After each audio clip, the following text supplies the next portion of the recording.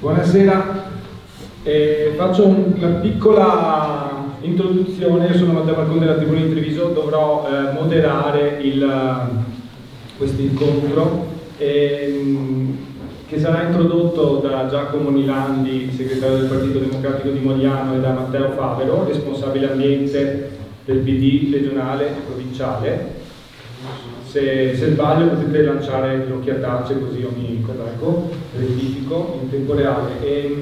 Dovevano esserci Luigi Lazzaro, presidente di Lega Ambiente Veneto, e Giovanni Manildo, in rappresentanza di Legal Grid Europe, l'ex sindaco di Treviso, ma per motivi di salute non saranno con noi. Abbiamo in collegamento il sindaco di Ferla, in provincia di Siracusa, il signor Michelangelo Gian Siracusa. Le voci che sentite adesso, queste prove tecniche, sono dovute al fatto che stiamo testando il collegamento, e quindi quando sarà tutto a posto potremo iniziare. Gli altri relatori invece sono confermati. Qui al mio fianco c'è Mattia Panazzolo, direttore di CNA Treviso, e lì il sindaco di Preganziolo, Paolo Galeano. Ancora un po' di attesa e partiamo. Grazie. Va bene? Tutto bene? Vi giro così potete vedere anche voi la platea.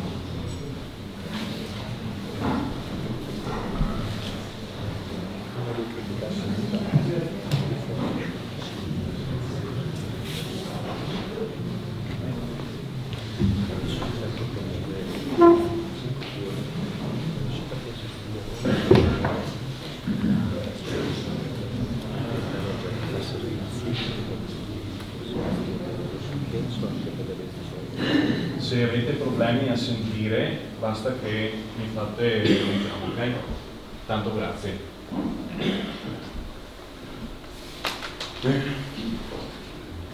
Mozione di merito, c'è anche Riccardo Tessari di Way for Green. Riccardo penso non ci ascoltino, lo penso, spero.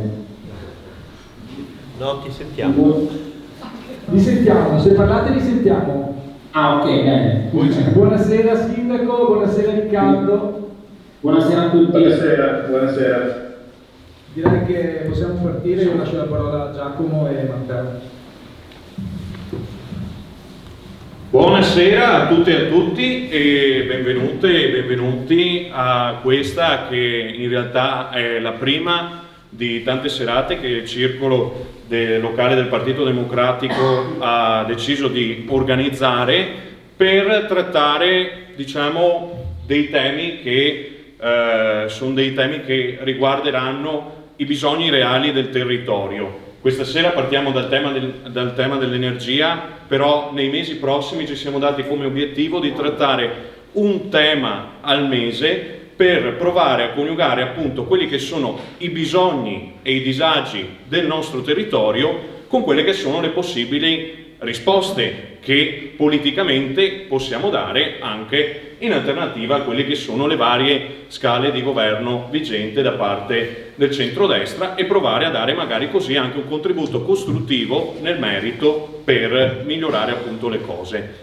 La prossima sarà quindi, ve lo dico già, il 18 di gennaio e riguarderà il tema dei medici di base, al quale stiamo già lavorando, e poi una volta al mese, con cadenza appunto periodica, riprenderemo vari temi che appunto sono ferite aperte all'interno del nostro territorio. Ci tenevo in apertura, senza rubare poi altro tempo ai nostri relatori che sono stati ben ricordati da Matteo prima, per cui non li ricito tutti quanti, mi limito semplicemente a un ringraziamento ai nostri ospiti, un ringraziamento anche a chi tra di noi del circolo ha voluto fortemente questa serata. Ne cito due su tutti, Franco e Luciano. grazie anche a un altro Luciano che sta registrando tutto quanto l'evento e che permetterà poi di far sì che anche le tante persone influenzate che non sono potute venire questa sera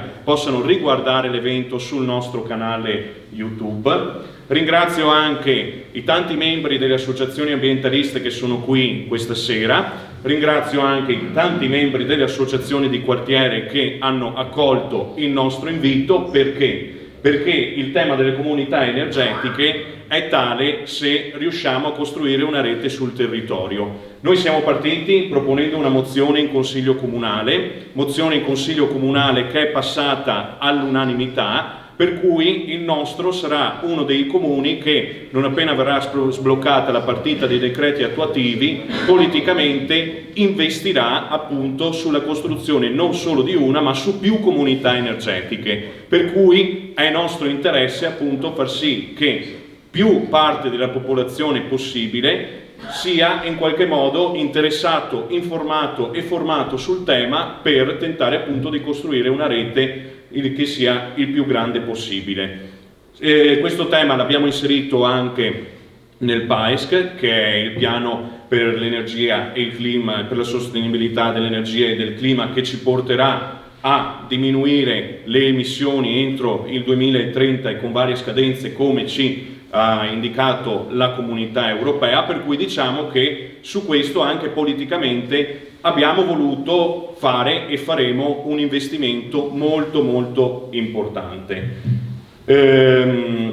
L'altra cosa che ci tenevo a dire questa sera è che, come sapete, a titolo informativo, il nostro partito è in una fase costituente, il nostro circolo parteciperà a questa fase costituente, per cui anche attraverso gli incontri di questa sera, insomma, stiamo cercando di ricostruire il nostro circolo. Da 2 anni che insomma stiamo lavorando per fare questo, per cui chi vuole dare il proprio contributo alla ricostruzione di questo partito è liberissimo di farlo, anzi saremo molto felici se nuove energie, a proposito del tema delle energie, entrassero dentro. Per cui l'invito a tutte e a tutti è quello di partecipare, al netto del fatto che vogliate aderire o meno al Partito Democratico. A noi piacerebbe che al netto della tessera aderiste a un'idea di città. E la nostra idea di città è un'idea di città che non lascia indietro nessuno, è un'idea di città che punta sui beni comuni, ma che punta soprattutto, come vedete questa sera, sulla partecipazione attiva delle persone.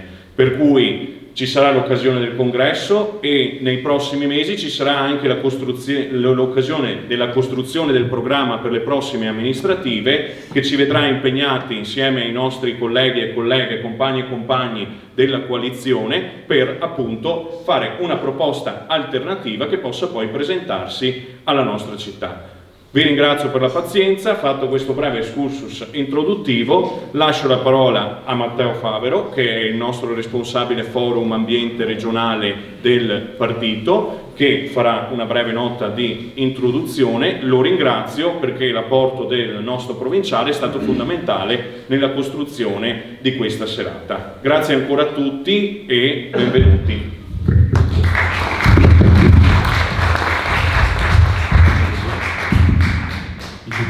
Sì. Buonasera a tutti, veramente una breve introduzione, un ringraziamento a Giacomo e a tutti voi per questa serata e che mi dà l'opportunità di essere tra amici, insomma, e tra persone di altissimo valore che lavorano nella nostra provincia con grande impegno e con grande sensibilità, specie sui temi ambientali. Giacomo parlava della ricostruzione, della rigenerazione anche politica del nostro partito. Noi lo facciamo qui questa sera parlando di cose concrete che interessano tutti i cittadini e che fanno bene all'ambiente, al lavoro, alla nostra economia e alle nostre tasche, alle nostre bollette. Perché è un po' questo che noi ci siamo sempre sforzati in tante battaglie fatte anche accanto a Giacomo e al sindaco Galeano.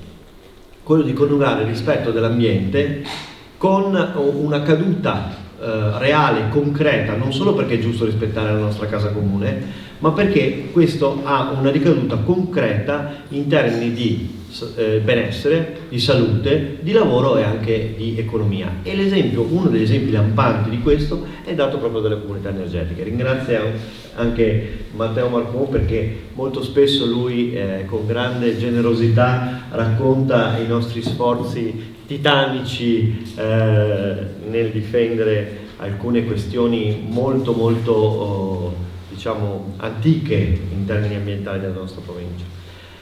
Le comunità energetiche, immagino voi ne avete sentito parlare spesso, insomma, sono uno strumento nuovo che permette a dei cittadini, e non solo, di mettersi insieme per produrre dell'energia e produrla secondo quanto previsto dalla normativa vigente, produrla con delle tecnologie sostenibili, in particolar modo quelle rinnovabili.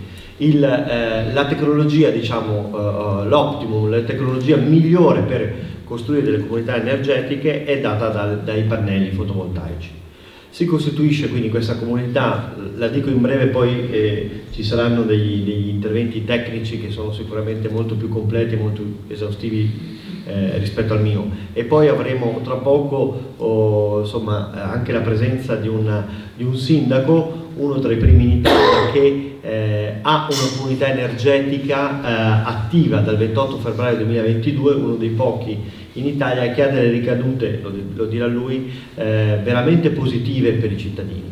Insomma, questi cittadini si mettono insieme, cittadini e cittadini, producono energia, la consumano e la parte eccedente la possono vendere al GSE, che trimestralmente bonifica questa realtà, questa comunità pensata come una società, l'incentivo, il costo della vendita, e questo incentivo può essere utilizzato nelle forme più disparate, per farvela molto in breve. Che cosa vuol dire la comunità energetica? La comunità energetica, come dicevo prima, è un esempio, diciamo il migliore esempio, uno dei migliori esempi per tradurre quello che noi anche politicamente definiamo transizione ecologica. Come giustamente diceva Giacomo nel sottotitolo, no? Questa transizione ecologica che parte dal territorio, perché i cittadini si mettono insieme, cooperano insieme. Ecco perché la comunità energetica, oltre ad avere dei rimandi sia per abbassare le nostre bollette, perché permette le rinnovabili, e speriamo che con diciamo le nuove normative che saranno per essere approvate dal Parlamento in questi giorni possano avere un impulso maggiore, ma soprattutto disaccoppiare sostanzialmente il prezzo dell'energia che viene prodotta dalle rinnovabili rispetto all'energia che viene prodotta dalle fonti fossili, che sono più soggette anche, lo vediamo in questi mesi, alle tensioni geopolitiche, no? Perché è ingiusto attualmente, questa è una battaglia che da tempo porta avanti il Partito Democratico, che chi produce l'energia dal sole, dal vento o anche dall'acqua, l'energia idroelettrica, debba pagare lo stesso prezzo di chi invece la produce con diciamo le fonti fossili, che oltre ad inquinare sono anche soggette a dei meccanismi di speculazione, insomma, lo vedete queste settimane. E quindi la comunità energetica ci permette di metterci insieme, di cooperare, di avere un risparmio economico importante e poterlo cedere e gestire, come dicevo prima, anche con delle finalità sociali. Ecco perché questo accento sulla transizione energetica a favore dei cittadini, a favore della cooperazione dei territori, delle comunità, no? Della tenuta insieme delle comunità, a nostro avviso debba essere assolutamente la via privilegiata per affrontare anche i tempi difficili che stiamo vivendo.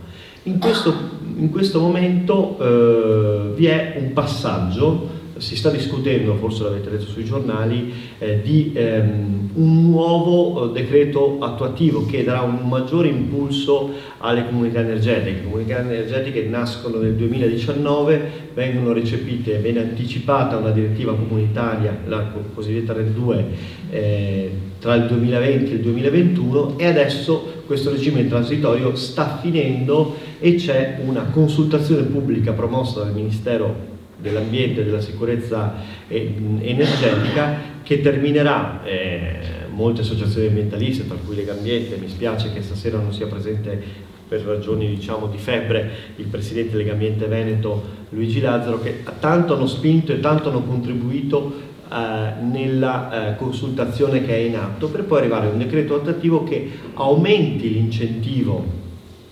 per i cittadini che decidono di mettersi insieme facendo del bene all'ambiente, abbassando le bollette e creando diciamo una comunità, una cooperazione insieme, e permetta anche un altro sviluppo di un'altra tecnologia. Vedo la CNA, insomma tutte queste cose promuovono anche tanto lavoro artigiano, tanto lavoro di tecnici specializzati, che è dato dal tema delle batterie. Cioè noi dobbiamo aumentare l'impatto tecnologico e la possibilità ai cittadini non solo di vendere sul mercato questa energia, ma soprattutto di poterla immagazzinare e utilizzarla nei momenti di maggior necessità. Sono stato anche troppo lungo e vi ringrazio.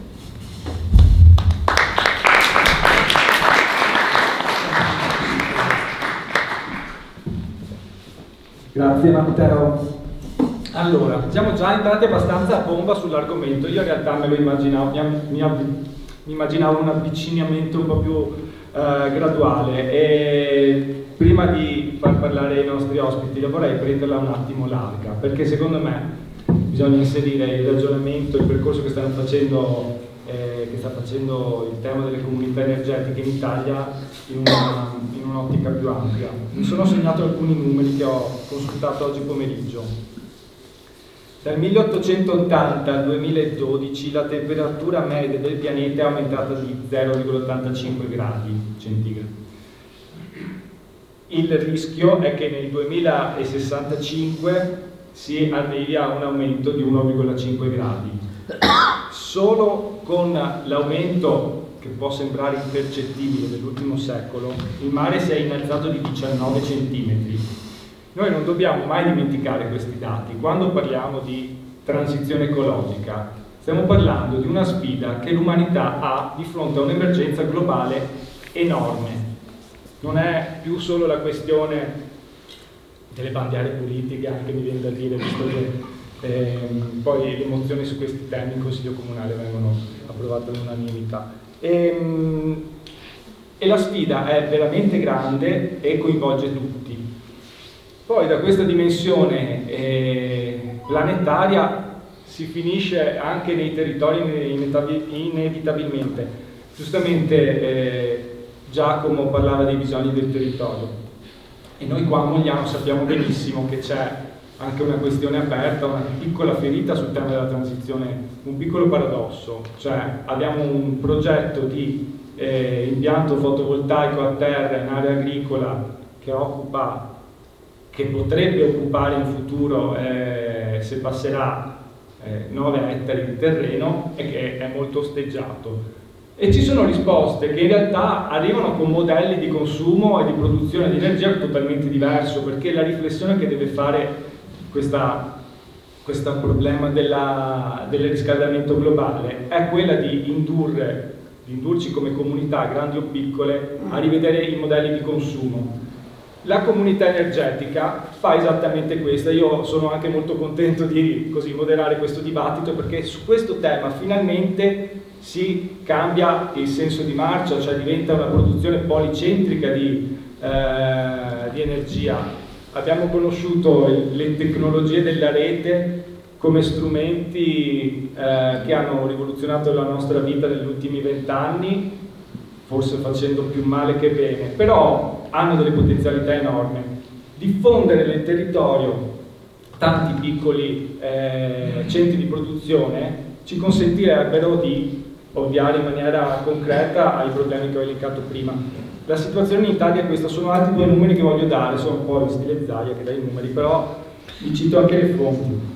Le fonti rinnovabili in Italia coprono il 16,3% del fabbisogno. Nel caso dell'energia elettrica nel 2020, questi sono dati di un rapporto che è stato emesso da British Petroleum.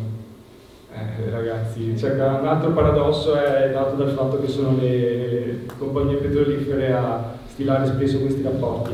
Invece i dati Terna ci dicono che la produzione di energia elettrica da fonti rinnovabili è arrivata al 35% nel 2020 e se consideriamo che all'inizio del millennio era praticamente allo 0, vuol dire che questa sfida si può affrontare in maniera concreta e si può anche magari vincere, diciamolo con un filo di speranza. Da questa visione un po' complessiva, un po' catastrofica potreste definirla, con questa dimensione si devono confrontare i nostri decisori. A Roma in Europa hanno definito una serie di strategie molto di ampio respiro che si chiamano Agenda 2030. All'interno di questa agenda c'è proprio l'intervento sul mix delle energie rinnovabili. Questa direttiva europea è stata recepita in Italia, ora aspetta i territori effettivamente tradurre in gesti concreti. Ci sono tanti problemi da affrontare, penso ad esempio ai miei genitori che hanno un tetto a falda, monofalda molto largo e che non hanno messo i pannelli fotovoltaici perché l'accumulatore costava troppo. Cioè ci sono poi dei problemi molto concreti da affrontare. Però ci sono anche tante persone che ci stanno lavorando, quindi oggi in questo senso abbiamo delle esperienze da cui trarre ispirazione. Il primo che parlerà oggi, anche per onorare insomma, la sua disponibilità a chilometri di distanza, è Gian Siracusa. Buonasera. Ci senti? Ciao, mi sentite? Buonasera. Ok. Intanto grazie per questo invito, per me è un piacere e un onore poter condividere l'esperienza che abbiamo sperimentato a Ferla, che è un comune di 2300 abitanti in provincia di Siracusa. Io sono sindaco di questo comune da 11 anni. In questi anni abbiamo sperimentato varie azioni legate alla sostenibilità. I relatori che ha introdotto l'incontro ha parlato di cambiamento climatico ed è una questione che tocchiamo con mano tutti i giorni. Io vi dico soltanto che faccio il sindaco da 11 anni, il comune di Ferla è in collina, ci sono delle pendenze importanti e non avevo mai utilizzato nel mio vocabolario da sindaco la parola alluvione, eppure da 3 anni tra ottobre e novembre accade sempre qualcosa per cui il cambiamento climatico è nelle nostre vite, quindi credo che è responsabilità comune di ciascuno di noi, cittadini, associazioni, istituzioni, fare la propria parte fino in fondo e non attendere che facciano altri per noi. Quindi noi abbiamo fatto proprio questo. Da ultimo Matteo sa, che è venuto a trovarci a Ferla, le varie azioni che abbiamo messo in campo in tema di sostenibilità, ciclo dei rifiuti, ciclo delle acque, però da ultimo ci siamo impegnati sul tema dell'energia. Noi in realtà dal 2015 abbiamo infrastrutturato buona parte degli immobili comunali con impianti fotovoltaici in superficie, quindi era una pratica già precedente, ma grazie al recepimento parziale della direttiva RED 2 abbiamo sperimentato, ancorché con le limitazioni che il relatore ha già appunto introdotto, abbiamo comunque sperimentato la realizzazione di una prima comunità energetica, la prima comunità energetica siciliana e prima in Italia. Lo abbiamo fatto attraverso un processo partecipato. Il comune è stato il soggetto facilitatore di questo processo. Il comune aveva già, quindi la mia amministrazione aveva già avuto finanziato un 7° impianto fotovoltaico proprio sull'edificio del palazzo municipale che è in pieno centro storico. Abbiamo anche vinto le resistenze della soprintendenza che non voleva all'inizio che si installasse questo impianto sul palazzo municipale, che è un palazzo del 1700. Abbiamo vinto le resistenze e abbiamo avviato con l'Università di Catania una collaborazione e abbiamo costruito questo processo. È un processo, credo che lì, insomma, non so se ci sono degli amministratori o comunque chi fa politica, chi siede in consiglio comunale. Voi sulla pagina del comune del comune di Ferla, sulla pagina istituzionale, se mettete nel motore di ricerca POM online, troverete tutti gli atti e noi abbiamo posto in essere, cioè gli atti amministrativi a partire da una delibera di giunta del marzo del 2021, con la quale abbiamo avviato questo processo per la costruzione della comunità energetica, e quella delibera parla proprio di cambiamenti climatici e candida il comune a fare la propria parte attraverso la costruzione di un po' più comunità energetiche. Da quel momento un avviso pubblico, una manifestazione di interesse rivolta a imprese e cittadini per iniziare insieme a noi a fare la comunità energetica. Ebbene, l'abbiamo costruita a maggio del 2021, in Consiglio Comunale abbiamo deliberato atto costitutivo e statuto dell'associazione non riconosciuta, che è il soggetto giuridico che abbiamo scelto per dar vita alla comunità energetica, e l'abbiamo appunto strutturata a partire da maggio del 2021. A novembre è entrato in funzione il nostro impianto, da dicembre abbiamo avviato l'iter per il riconoscimento della comunità energetica presso il GSE, che è avvenuto appunto l'anno dopo, a maggio del 2022, a far data dal 28 febbraio, quindi la nostra comunità energetica è in funzione dal 28 febbraio. In questo momento la comunità energetica di Ferla coinvolge il comune, che è il soggetto produttore e consumatore, e altri quattro soggetti, 2 attività commerciali, un supermercato e una merceria, e 2 famiglie. Perché il numero così ridotto? Per le ragioni che poc'anzi appunto rappresentavano. In Italia ancora ci sono delle limitazioni, stiamo attendendo a giorni i decreti attuativi che ci consentiranno di utilizzare le cabine primarie, cioè di avere una possibilità di dar vita a comunità energetiche che coinvolgono centinaia, migliaia di utenze. Le cabine primarie sempre fino a 10.000 utenze, quindi pensate che è differente rispetto alla cabina secondaria. Ma noi non ci siamo fermati e abbiamo costruito la comunità. Ci sono dei ritardi dovuti sia alla mancata attuazione dei decreti attuativi di cui si parlava prima, ma anche agli incentivi. Su 17 comunità energetiche riconosciute in Italia in questo momento, soltanto 3 hanno ricevuto gli incentivi che attendiamo anche noi. C'è un rimpallo di responsabilità tra il gestore delle reti e il GSE, ma io stasera a questa platea non voglio raccontare la parte, critica del sistema che si sta rodando, ma la grande opportunità sottesa alla comunità energetica e il fatto che non bisogna attendere un tempo. Quindi se avete portato questa mozione in Consiglio Comunale, continuate a creare momenti come quello di stasera di consapevolezza, di conoscenza, di un processo che a mio avviso è un processo che cambia radicalmente il modo di stare insieme nelle comunità, perché gli effetti della comunità energetica sono effetti sociali e economici, effetti ambientali. Lo stesso fatto che cittadini insieme si riuniscano per capire come poter condividere l'energia e utilizzare questi incentivi. Nel nostro caso l'associazione ha deciso come ripartire gli incentivi che andranno a ripagare l'investimento di altri privati che vorranno diventare anche produttori di energia alternativa. Una parte sarà invece destinata a tutti i componenti indistintamente dell'associazione, una parte invece sarà legata al consumo consapevole dei cittadini, cioè ovvero nelle ore in cui la comunità produce più energia perché sono in funzione degli impianti, e in quel momento c'è uno scambio, quindi c'è la possibilità per i cittadini di utilizzare quell'energia, e il cittadino consapevolmente farà la propria parte, avrà un ulteriore incentivo.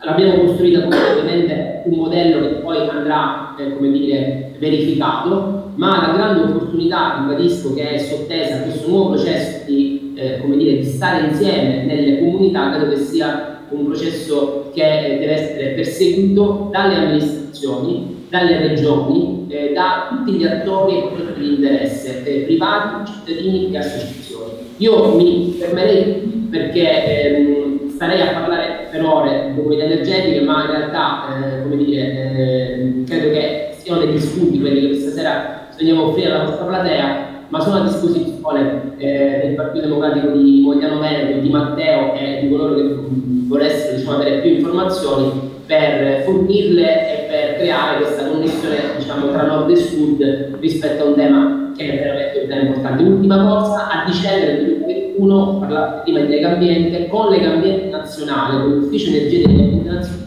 lanciato il manifesto delle CES, Comunità Energetiche Rinnovabili e Solidari, dove il tema della povertà energetica, della democrazia energetica è un tema come dire, fondante questa rete, e stiamo partecipando in queste ore. Stamattina ho firmato la consultazione di Legambiente nazionale proprio rispetto ai decreti attuativi, quindi abbiamo creato questa rete nazionale che mette in connessione comuni, associazioni, cittadini che vogliono fare comunità energetiche basandole sul tema proprio della povertà energetica. Io mi fermerei qui e vi ringrazio per l'attenzione, e Matteo soprattutto lo ringrazio per l'invito.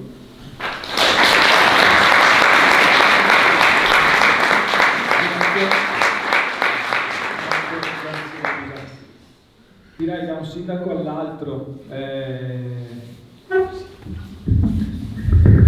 Paolo Gariano è sindaco di Preganziol, il suo comune è uno dei pochi in Veneto a mettere in campo una delle prime sperimentazioni della nostra regione di questi processi qui. Quindi la domanda è, cioè la richiesta è quella di raccontare un po' com'è l'esperienza della comunità energetica di Preganziol. Dove, come, quanta energia? Buonasera a tutti, vi ringrazio per l'invito, intanto è un piacere essere qua. Allora, Preganziol ha cercato di saltare sul treno in corsa appena si è presentata l'opportunità, entrando nella convenzione che fra ANCI Veneto, l'Associazione Nazionale dei Comuni Italiani Veneto, e Regal Grid, che questa sera appunto non è rappresentata per motivi di salute e di lavoro da Giovanni Manildo, e 10 comuni del Veneto che appunto si sono offerti per fare da sperimentatori di una tecnologia che appunto Regal Grid ha ideato e brevettato, e consiste insomma in un dispositivo che ha un algoritmo che consente di calcolare i flussi energetici di scambio fra i vari membri associati alla comunità energetica, e sulla base di questi calcoli poi ripartire le risorse, fare i calcoli di come vengono distribuite le risorse appunto. Preganziol quindi, non mi ricordo se era alla fine del 2020 o all'inizio del 2021, ha aderito a questa convenzione con ANCI Veneto e Regal Grid insieme al comune di Treviso, siamo gli unici 2 comuni della provincia di Treviso, al comune di Valle di Cadore per la provincia di Belluno, che è più avanti di noi nella realizzazione della comunità energetica, e poi ci sono altri 7 comuni sparsi nelle varie province del Veneto che però sono rimasti, diciamo così, un po' ai nastri di partenza, perché non hanno sviluppato concretamente ancora nessun passaggio. Intanto la volontà di saltare su questo treno, come dicevo prima, è derivata dalla volontà di dare gambe concrete a una necessità di risposte politiche importanti alle problematiche che venivano illustrate da Matteo prima. Il comune di Preganziol, come tanti comuni, ha aderito nel 2015 al PAES, Piano per le azioni dell'energia sostenibile, adesso PAES-C e Clima, e è stato il primo comune in provincia di Treviso, terzo o secondo in regione Veneto, a sottoscrivere, e questa è passata all'unanimità anche nel consiglio comunale di Preganziol, la dichiarazione di emergenza climatica nel 2019. 2 atti politici, 2 documenti politici che non volevano essere medagliette da attaccare al petto, da sbandierare noi siamo quelli, ma volevano essere impegni a cui dare poi un risvolto concreto, tangibile, per quello che ognuno riesce a fare all'interno della propria comunità. Sono entrambi dei documenti, come quello del patto dei sindaci, dove si crea una rete di amministrazioni locali che cerca di combattere gli effetti clima alteranti all'interno della comunità stessa, e quindi di agire sull'efficientamento energetico. Tantissimi dei bandi e gli incentivi che ci sono per l'efficientamento energetico del patrimonio, e poi per la diffusione delle energie rinnovabili, per l'utilizzo delle rinnovabili nei propri territori. Le comunità energetiche sono una chiara attuazione, una concreta attuazione di una di queste idee politiche. Allora, il comune di Preganziol, in ritardo rispetto ai sindaci seri, che si vedono anche da quelli che hanno la cravatta rispetto a quelli che non ce l'hanno, il comune di Preganziol ha deciso quest'anno di stanziare 60.000 euro per la realizzazione di un impianto fotovoltaico da 31 kW su un sito, la falda sud del tetto della Bocciofila, qualcuno di voi quindi magari la conosce, del circolo anziani di Preganziol. Come è stato individuato il sito? In questa convenzione con Regal Grid e ANCI Veneto la disponibilità di Regal Grid era quella di regalare, di mettere a disposizione gratuitamente questi dispositivi che si chiamano SNOCU, e questi dispositivi vengono installati sulle centraline di alcuni edifici comunali poi dico della centralità dell'amministrazione comunale in questo percorso, di installare questi dispositivi sulle centraline degli edifici comunali per leggere i flussi, i passaggi di energia, insomma i vari calcoli da effettuare per capire quale sarebbe stato il sito migliore all'interno del nostro territorio su cui partire con la sperimentazione. Avevamo il magazzino comunale, una scuola a Frescada, il circolo ricreativo e un altro sito che adesso non ricordo. Alla fine, visto il contesto e viste le informazioni tratte da questo SNOCU, abbiamo visto che le analisi portavano all'individuazione di quel sito, dove appunto il circolo anziani sarà produttore e consumatore, come si dice tecnicamente nella direttiva prosumer, no? Fra produttore e consumatore dell'energia, e poi attaccata abbiamo la scuola media con la palestra in primis e poi tutto il resto dell'edificio, la polisportiva, attività commerciali, quelle di via Saragat dove abiti tu, vicino a dove abiti tu Matteo, e condomini e abitazioni private, quindi un contesto davvero variegato che consentirà di partire con la campagna, diciamo, acquisti all'interno della comunità in maniera altrettanto variegata per partire con un'esperienza appunto variopinta.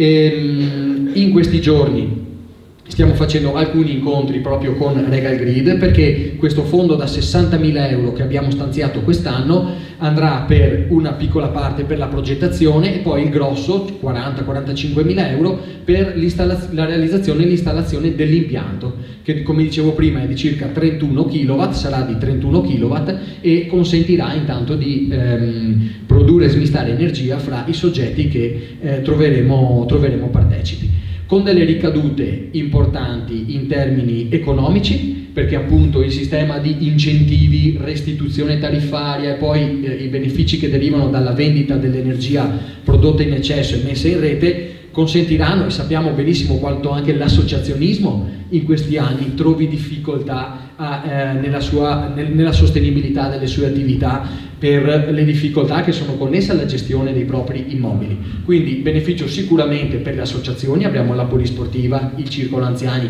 che erogano servizi sul territorio alle nostre famiglie e che quindi il non aumento di quelle tariffe consente accessibilità a quei servizi alle famiglie a costi appunto non aumentati o calmierati. E c'è una scuola, quindi le bollette del pubblico, e ci sono dei privati, anche quelli, come si diceva prima, per la democraticità, no? Come sosteneva il sindaco adesso, nell'utilizzo dell'energia, per un concetto di solidarietà anche nell'utilizzo dell'energia. Il PAES del comune di Preganziol, quel piano, dice che gli immobili comunali influenzano solo per il 4% le emissioni del comune. Quindi il comune potrebbe fare il suo sui suoi immobili, siamo quasi a posto, ci sono ancora interventi da fare per vari milioni, ma sostanzialmente il percorso è a buon punto, e parlare, dire agli altri di fare il proprio. Invece la centralità dell'amministrazione, secondo noi, diventa importantissima per essere esempio, motore e traino di questa esperienza delle comunità energetiche all'interno della comunità, perché sappiamo che con tutti i problemi che ci sono, ma lo stemma del comune porta anche una certa garanzia, una certa affidabilità, e quindi averlo a traino della popolazione all'interno del territorio diventa importantissimo. Anche noi siamo in attesa dei decreti attuativi, perché diventa fondamentale per poter passare l'ostacolo rispetto ai paletti di cui parlava il sindaco di Ferla poco prima, e quindi quei 200 kW di limite e la cabina secondaria che circoscrivono in maniera abbastanza importante la potenziale esperienza della comunità energetica, che potrebbe passare appunto con i decreti attuativi a 1 megawatt e alla cabina primaria che in comuni delle nostre dimensioni solitamente serve da 2 a 3 comuni anche, e quindi c'è la possibilità che i partecipanti alla comunità energetica siano ben distribuiti, ben diffusi, cioè non devono essere necessariamente prossimi, un quartiere, una via o condomini limitrofi, ma possono essere distribuiti all'interno del comune. Stiamo facendo delle valutazioni anche con la piscina comunale. Voi sapete probabilmente dalla cronaca, o perché è assolutamente logico, che gli impianti natatori sono in assoluta difficoltà in questo momento per la sostenibilità della loro attività, e delle valutazioni che stiamo facendo in maniera congiunta sono proprio quelle che all'interno della comunità energetica possa entrare anche l'impianto natatorio, che ha una copertura molto estesa e potrebbe essere davvero produttore e consumatore per kilowatt più importanti rispetto a quelli che riusciremo a installare noi sulla bocciofila. Quindi l'obiettivo sarà quello, non appena il quadro normativo si assesta in maniera definitiva, di andare a far squadra con tanti soggetti all'interno del territorio per raccogliere un potenziale di produzione energetica sostanzioso e poi appunto andare a realizzare l'operazione nella comunità energetica. Noi siamo con Work in Progress, dobbiamo vincolare, come qualcuno sa, il fondo pluriennale vincolato, no? Di questi 60.000 euro per gestire poi le risorse e andare a realizzare l'impianto nei primi mesi del prossimo anno e poi avviare la comunità quanto prima rispetto al momento in cui ci sarà il quadro normativo definito. Quindi un po' questo è il percorso che noi stiamo vivendo.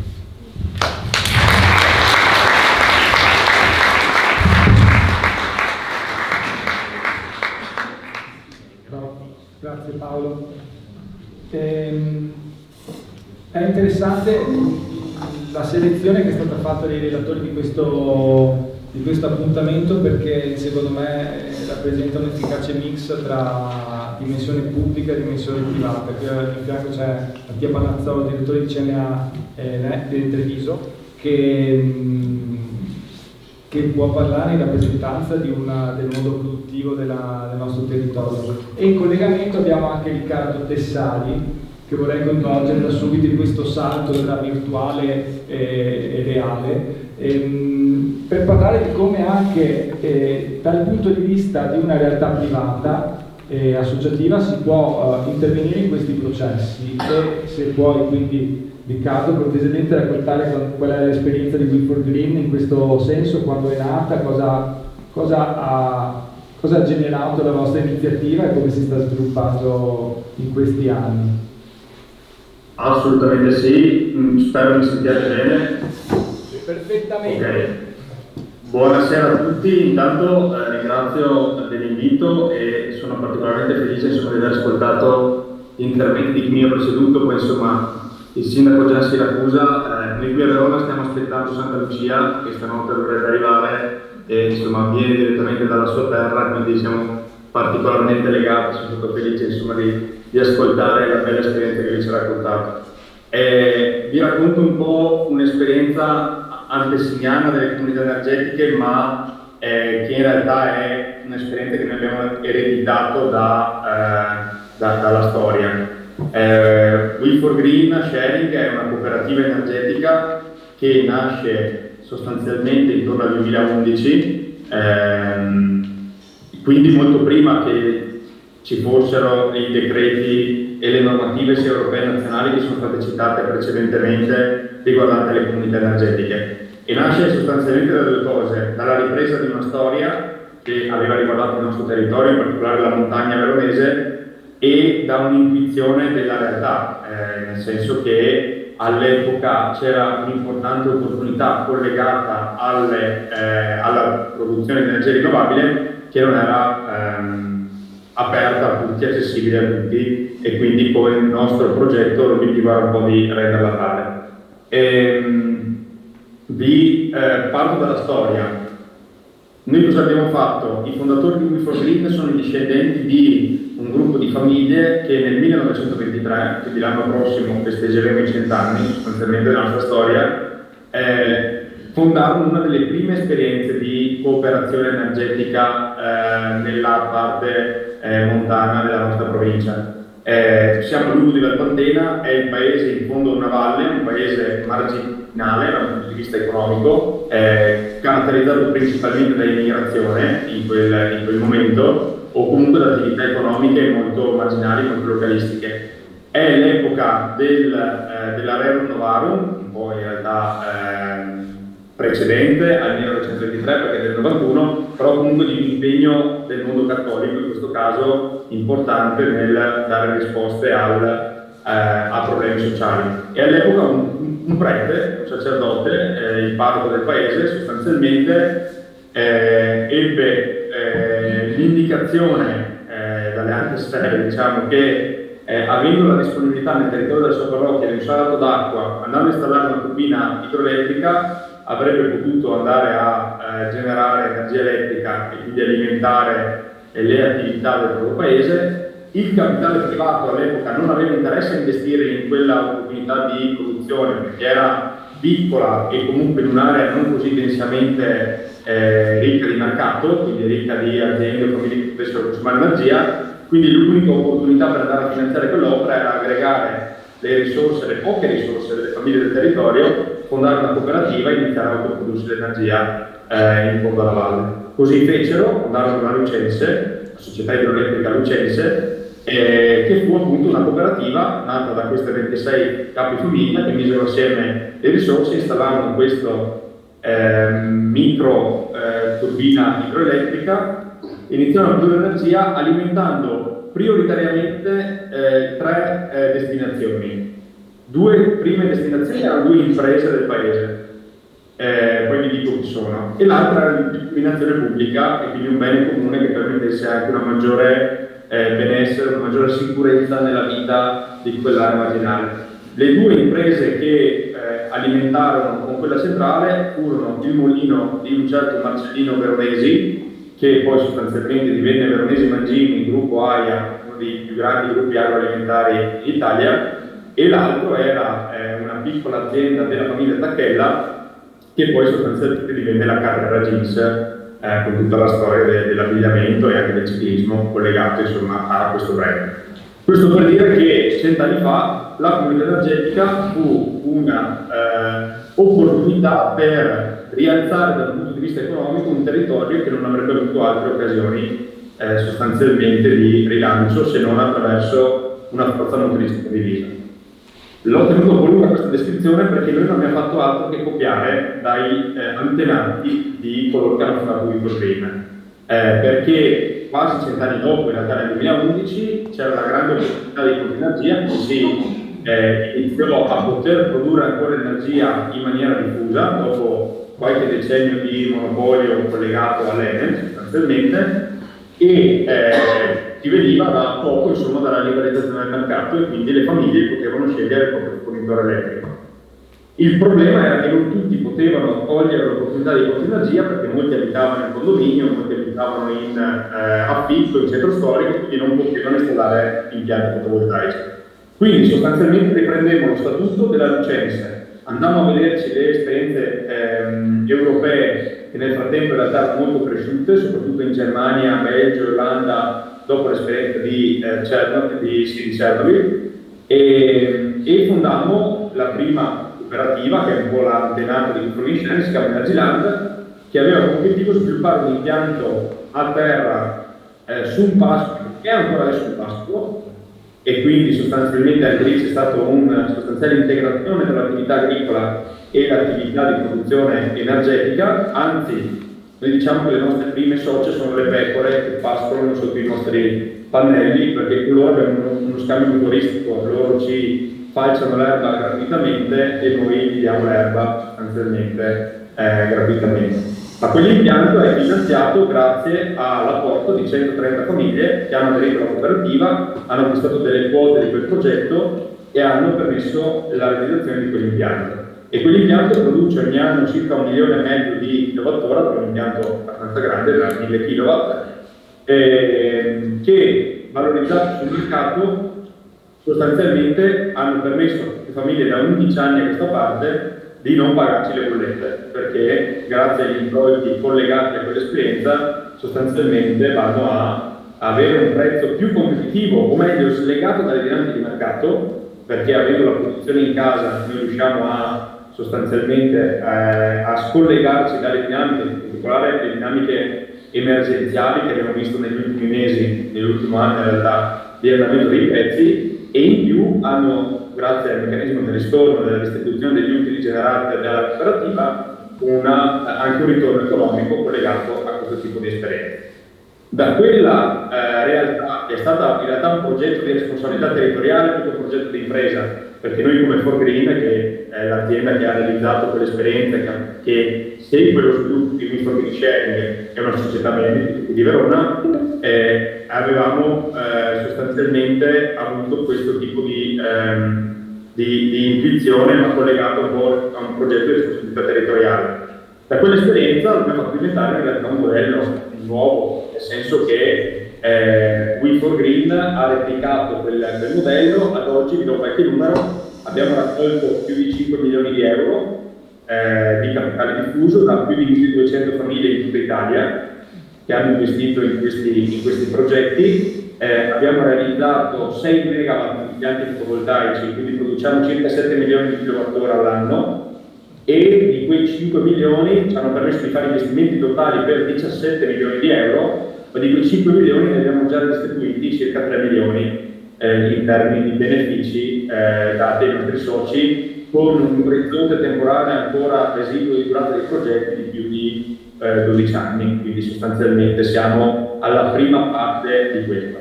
Questo modello ovviamente è antesignano rispetto alle fonti energetiche. Noi le abbiamo fatte prima che ci fossero questi decreti e quindi hanno anche un modello di funzionamento diverso, perché sostanzialmente è la realizzazione di progetti di produzione energetica rinnovabile, solo che non vengono finanziati da un unico soggetto o da un grande fondo che arriva, investe e poi si porta via sostanzialmente la maggior parte del valore, ma è finanziato da famiglie del territorio che hanno deciso di investire in questo tipo di progetti. Il nostro obiettivo ora è sposare sostanzialmente questo nostro modello con le novità delle comunità energetiche, perché oggi, mentre fino a qualche anno fa ci sentivamo un po' soli, perché era un po' che le realtà che parlavano di questo, c'era la Lega Grid anche ovviamente, e c'erano anche altre poche realtà che contano sulle dita di una mano che sviluppavano progetti di questo tipo. Oggi è diventata legge dello Stato, è diventato in realtà centro di attenzione anche per il momento particolare che stiamo vivendo da un punto di vista energetico. Oggi abbiamo una ricerca importante di autoproduzione energetica per sganciarci da queste dinamiche che sono incontrollabili. Ci siamo resi conto che neppure una nazione può influire ormai, neppure un insieme di nazioni, perché anche l'Unione Europea sta facendo fatica a influire sugli andamenti dei mercati energetici, quindi l'unico modo un po' per sottrarsi è autoprodursi di energia, ma abbiamo anche una prospettiva di famiglie che sostanzialmente devono dedicare le proprie risorse economiche ad attività che abbiano un impatto vero sull'economia reale e su settori che garantiscono una continuità di creazione di valore, e su questo sicuramente l'energia rinnovabile in un mondo che va verso l'elettrico è un settore molto interessante. Quindi cosa stiamo facendo per WeForgreen? Stiamo studiando in maniera approfondita ormai da mesi il modello nuovo delle comunità energetiche. Stiamo interloquendo con diverse amministrazioni locali, ma anche con diverse imprese, e soprattutto abbiamo avviato una raccolta di capitale a giugno di quest'anno, del 2022, che ci ha portato sostanzialmente in 4-5 mesi a raccogliere più di 1 milione di euro da famiglie, quindi da circa 300 famiglie, risorse che noi oggi metteremo poi a disposizione dei territori per andare a realizzare impianti condivisi. Di ora noi stiamo cercando imprese e enti, terreni marginali su cui andare a installare questi impianti fotovoltaici per produrre nuova energia pulita e per andare a creare valore economico che dia una risposta concreta al caro bollette. Vi chiudo con 2 veloci riflessioni, anche perché vedo che Daimler, che mi sta dicendo che fra un po' la chiamata terminerà.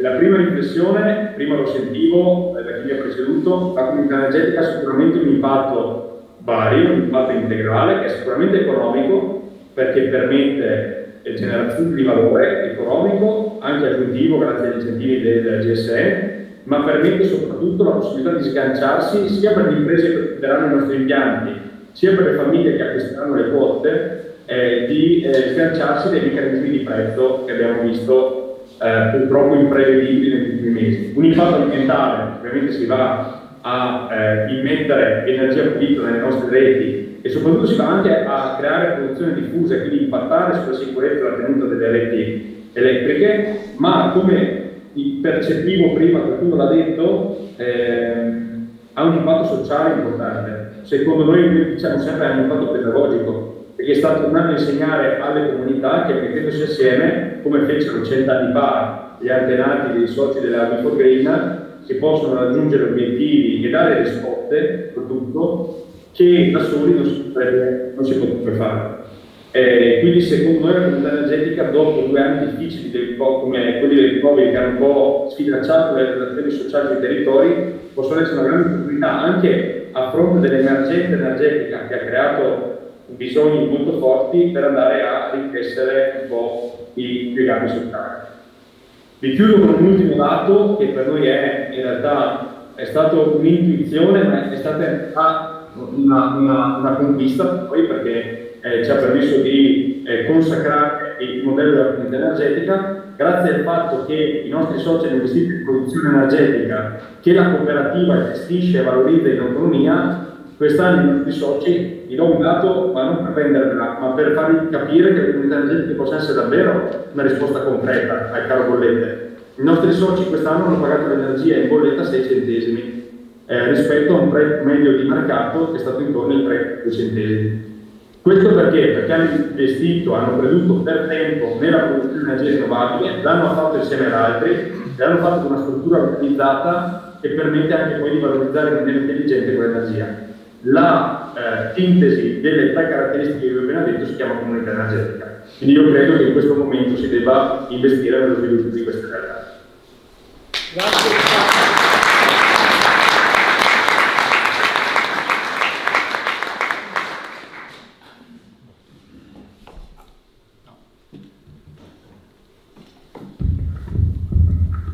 Grazie Riccardo. Se permetti avrei una domanda prima di passare la parola a Mattia Panazzolo. Tu hai parlato di 1 milione di euro raccolti dalle famiglie quest'estate a giugno. Puoi spiegarci cosa hanno ottenuto in cambio rispetto all'investimento e quanto hanno dovuto investire la singola famiglia, per esempio, cosa ha comportato, e dove si è realizzato questo progetto, o si realizzerà se è previsto?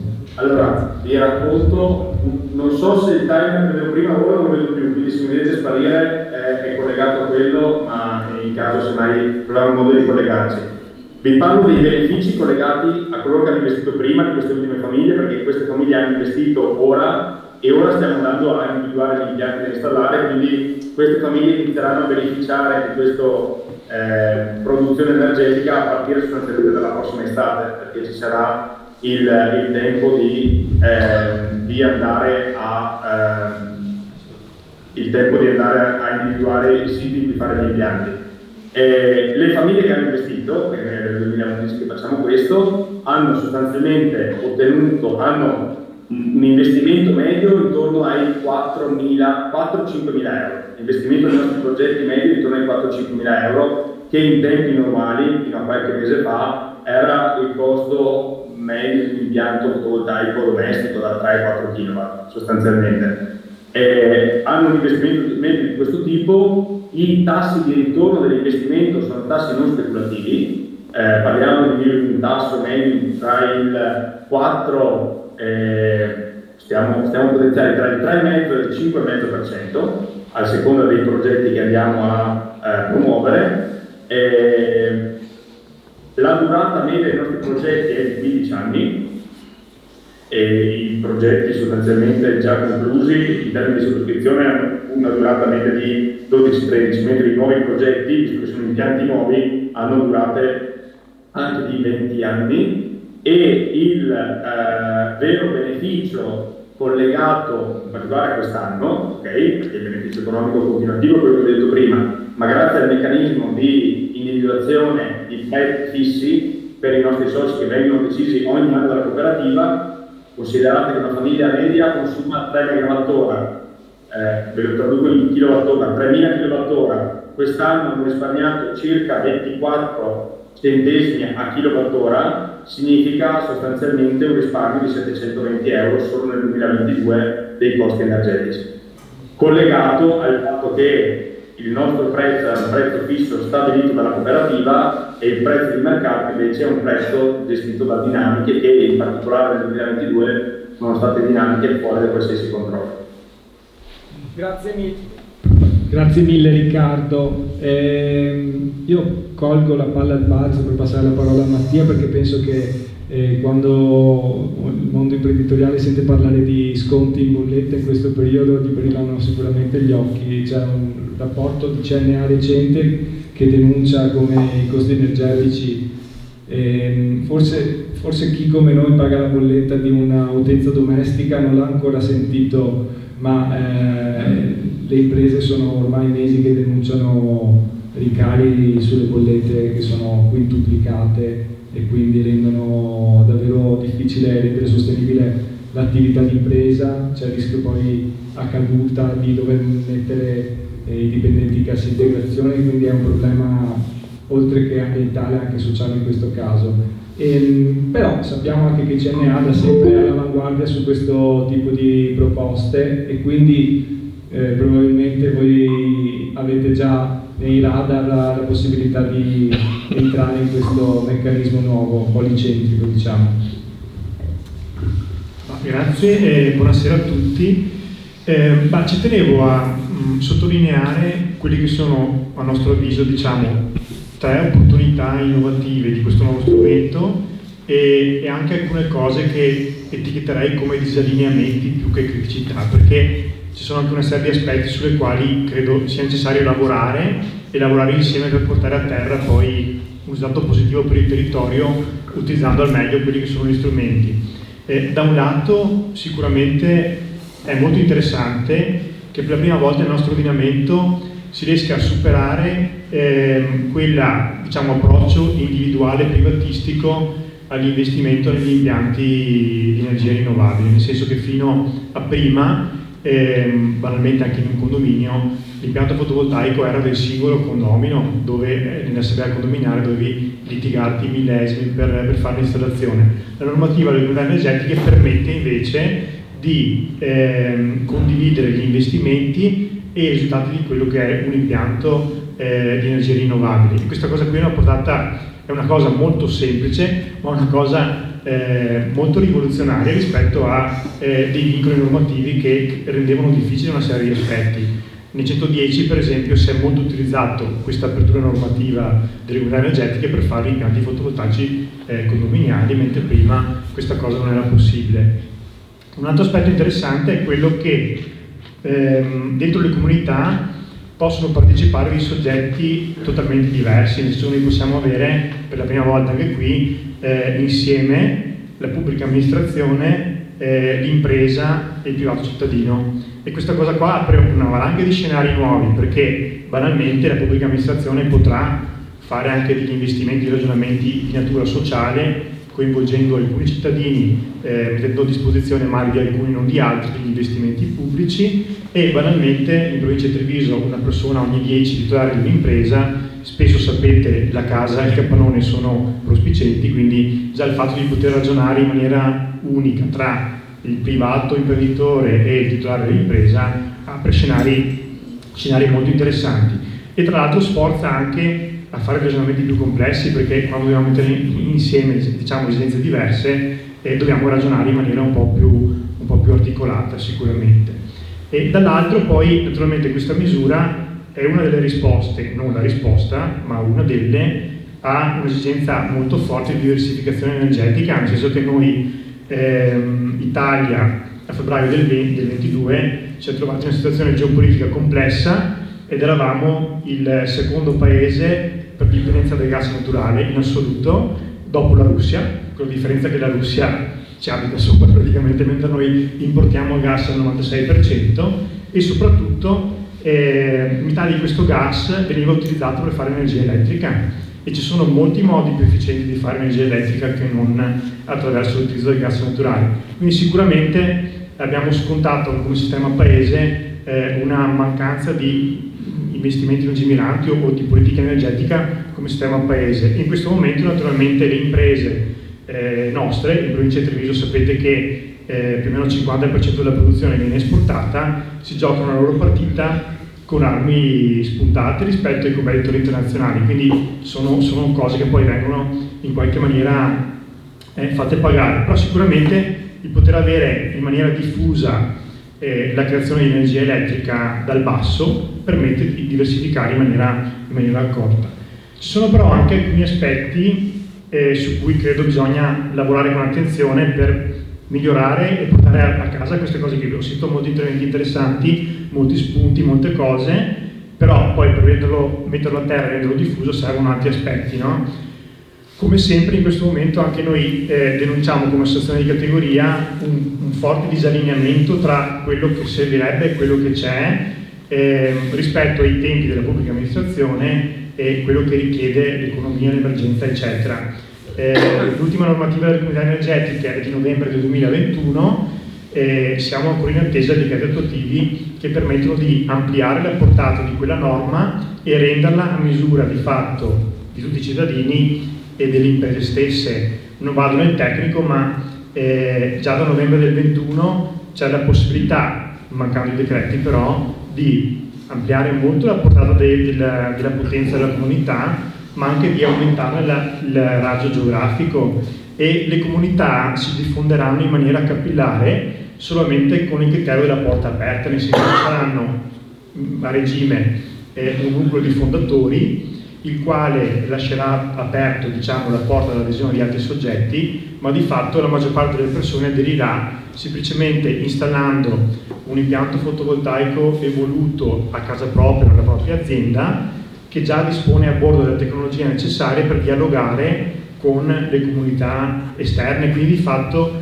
il nostro impianto installato a casa in azienda diventerà un nodo tecnologico in grado di comunicare e scambiare energia con altri nodi. Quindi capite che l'aspetto della potenza delle imprese è tantissimo, ma anche l'aspetto geografico, come diceva prima il sindaco Galeano, ragionare in ottica sovracomunale diventa fondamentale. Sapete che in provincia di Treviso abbiamo 1100 aree produttive per 93 comuni, non è che il comune coincida con le aree produttive, quindi superare questi vincoli diventa quanto mai necessario. Un altro aspetto su cui lavorare, a nostro avviso, e noi ci mettiamo la faccia al nostro lavoro, è un aspetto di natura culturale, nel senso che il Veneto ha molti pregi, non tra questi, non tra i primi, diciamo, la capacità di collaborare con gli altri, e questo vale per i privati, per le imprese, per i vari soggetti anche associativi. Quindi credo che questa opportunità invece richiede uno sforzo diverso di condividere un'opportunità di ragionare in ottica un po' più ampia, magari all'interno del distretto produttivo dove non si conosce neanche bene, piuttosto che dialogando tra PA e impresa privata. E quindi questo richiederà per forza di cose uno sforzo condiviso dove le associazioni di categoria dovranno fare, come stiamo facendo noi, un'attività di divulgazione, di assistenza alle imprese che poi vanno a fare le installazioni, le associazioni, i comuni, tutti quanti dovranno registrare un ruolo positivo. Ed è anche importante avere qui magari una testimonianza di una cooperativa, perché anche l'atto privato cittadini è importante avere dei soggetti che aiutano i privati cittadini a mettersi insieme e senza sobbarcarsi, diciamo, degli oneri singolarmente, condividere un pezzettino di strada con altri cittadini. Dall'altro, e dopo qui, adesso apro una parentesi, ma ne parliamo dopo, c'è anche un tema di dati, nel senso che l'ultimo censimento in provincia di Treviso per attività produttive dei capannoni come sono messi è del 2005, quindi c'è anche, oppure non tutti quanti i dati dell'efficienza energetica o della GSE sono accessibili, quindi c'è un tema anche di innovazione da mettere a terra sui dati. E poi una questione che magari è da tenere monitorata, e qui la vedo, faccio magari anche una battuta, ma non troppo, insomma, dovremmo cercare di evitare che il Veneto trovi la sua via alla sostenibilità alla maniera veneta, tra virgolette, nel senso che se guardiamo alla convenienza puramente economica, il modo più efficiente di fare molti impianti fotovoltaici è quello di usare il territorio non costruito, fare impianti molto grandi dove abbiamo un costo più basso, un'efficienza più ampia, e se lasciamo semplicemente che sia il mercato a scegliere cosa fare, anche con alcune aperture normative della regione di recente, potrebbe essere questa la strada. Invece secondo noi è importante che si vada verso una gestione del territorio più ragionata, più pianificata, e soprattutto abbiamo in provincia di Treviso 15.000 capannoni già costruiti, non tutti abitati utilizzati, e secondo noi, abbiamo fatto anche uno studio su questo con il nostro ufficio studi, riuscire a creare la convenienza economica, che poi non è questione di dare incentivi a fondo perduto a qualcuno, ma di creare per un interesse collettivo l'incentivo a muoversi in una direzione piuttosto che in un'altra, quindi per fare in modo che ogni attività produttiva possa essere incentivata a, anche se è più difficile, anche se è più costoso e più complicato, magari fare gli impianti sopra il tetto della propria produzione, no? Abbiamo calcolato che in provincia su 15.000 impianti, avendone uno per Capannone nel mondo dei sogni, ci sarebbero 380 milioni di euro di risparmio di bolletta anno per le imprese e un taglio di circa 400.000 tonnellate annue di CO2, quindi sarebbe sicuramente un vantaggio molto importante per la collettività. E quindi qui credo che sia anche un aspetto dove la politica deve fare la sua, cercando di tracciare una direzione piuttosto che un'altra. Anche noi come associazione naturalmente abbiamo partecipato al percorso condiviso per fare alcune osservazioni e decreti, ma quello che tutti i nostri imprenditori ci chiedono è l'urgenza, perché naturalmente veniamo in un anno difficile e vediamo che poi da quando la normativa è operativa non si parte subito, quindi ci vuole un po' di tempo. Sarebbe importante accelerare su questo aspetto per fare in modo che il 23 sia davvero un anno in cui si cambia il passo su questo tema e al di là di alcuni esperimenti molto riusciti si riesca davvero a metterlo a regime in un'ottica condivisa. Sicuramente l'Europa ha dato un'azione importante di spinta su questo, ma la parte più importante deve farla poi il territorio. Noi qui a Treviso abbiamo la fortuna anche, devo dire, di avere comunque 2 comuni tra i 10 a livello veneto che stanno lavorando meglio di altri, insomma, rispetto anche a altre province. Abbiamo un partner tecnologico molto importante, Regal Grid, che questa sera non è presente, ma che è anche una partnership con noi a livello per la gestione delle imprese, ma comunque è un partner di livello nazionale ed è qui a pochi chilometri, e quindi ci sarebbero le condizioni per fare una sperimentazione molto marcata e accesa in provincia di Treviso, e su questo credo che sia un'esigenza per migliorare la qualità della vita, per migliorare il benessere dei cittadini e per avere anche una pianificazione di quelli che sono i fabbisogni energetici, quelli che sono anche l'uso efficiente delle risorse in maniera moderna. Quindi sicuramente questa è una sfida importante, credo che appuntamenti come questo facciano cultura, ma il percorso appunto è fatto di molte tappe su cui continuare a lavorare ogni giorno, e noi su questo nel nostro piccolo come associazione cerchiamo di favorire la crescita delle imprese e anche fare in modo che le imprese collaborino tra di loro in maniera innovativa. È il nostro compito che cerchiamo di portare avanti ogni giorno. Quindi questo come primo ragionamento, poi naturalmente se vogliamo un dibattito di visitare questi aspetti molto volentieri. Grazie.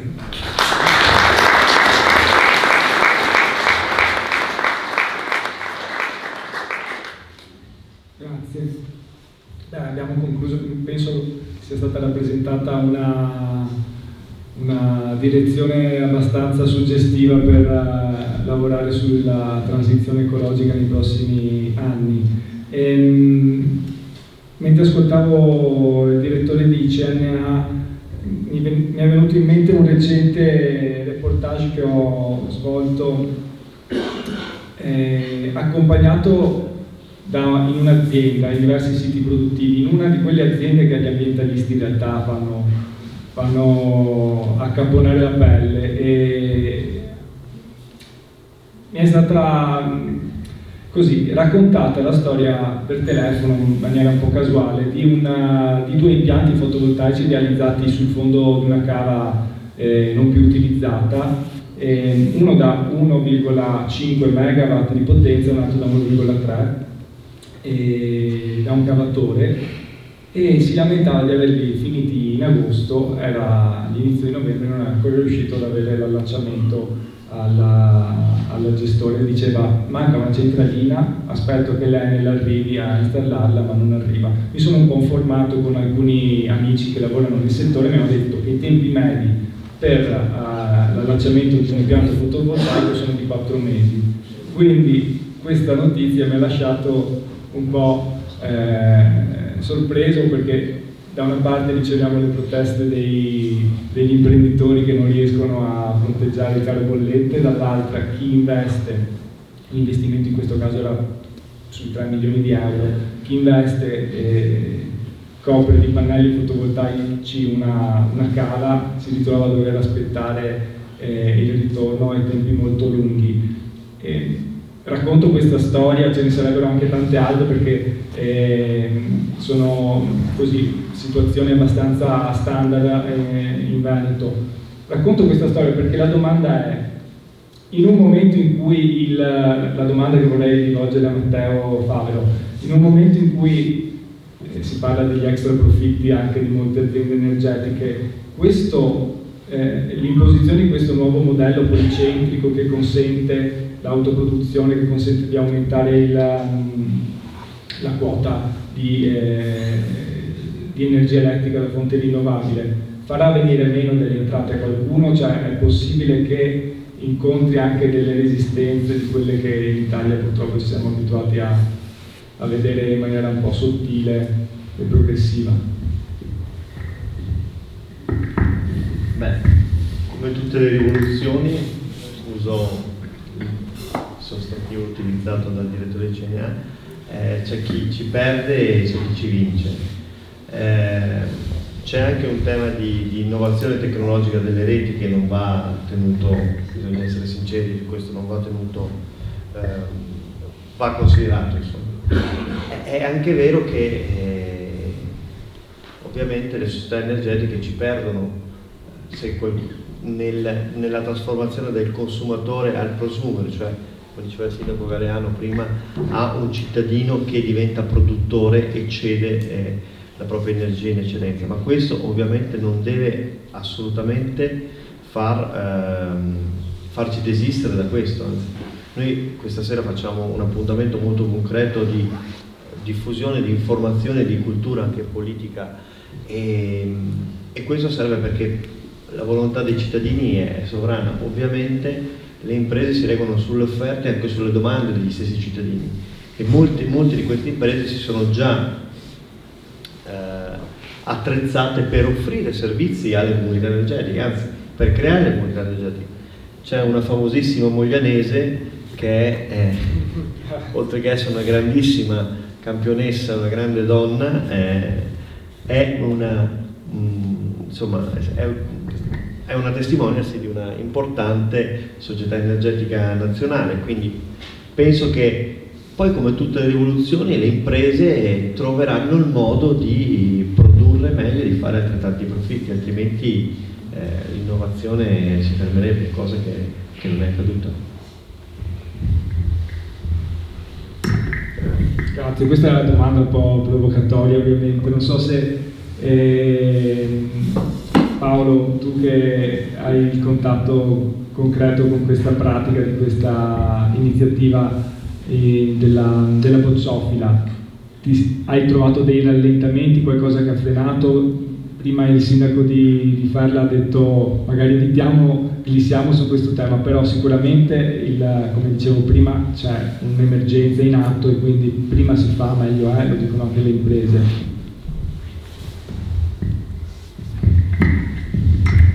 Beh, il primo dei chiarimenti che stiamo attendendo ormai da tempo è quello dei decreti attuativi, che sono sempre tempistiche molto lunghe all'interno del nostro paese. Se poi sono rallentate da cadute del governo, ovviamente le cose vanno ancora più per le lunghe, però non vorrei metterla sul politico, però è un dato di fatto. Quindi anche il cambio di governo in questa fase non ha aiutato, e questa è una delle lungaggini maggiori che noi stiamo battendo nella nostra esperienza. Forse è la prima, perché poi tutto il resto dipende da quelle che sono le difficoltà quotidiane della gestione di un comune, il reperimento delle risorse, tutto quello che ci va dietro. Però c'è la convinzione che appunto l'obiettivo sia importante, possa portare a risultati concreti, tangibili e davvero buoni sotto i vari aspetti che erano stati toccati prima, quindi economici, ambientali e anche sociali, e quindi da quel punto di vista si va spediti e convinti verso l'obiettivo stesso. Però se penso alle difficoltà, quella del quadro normativo da chiarire, da dipanare quanto prima, è quella che mi viene come difficoltà più importante, perché di fatto è quella che in questo momento non ci consente di muoverci verso un orizzonte certo subito.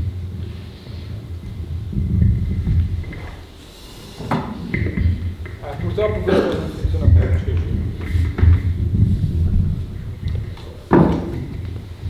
Io chiedo se ci sono delle domande del pubblico dopo. Ecco. Wow.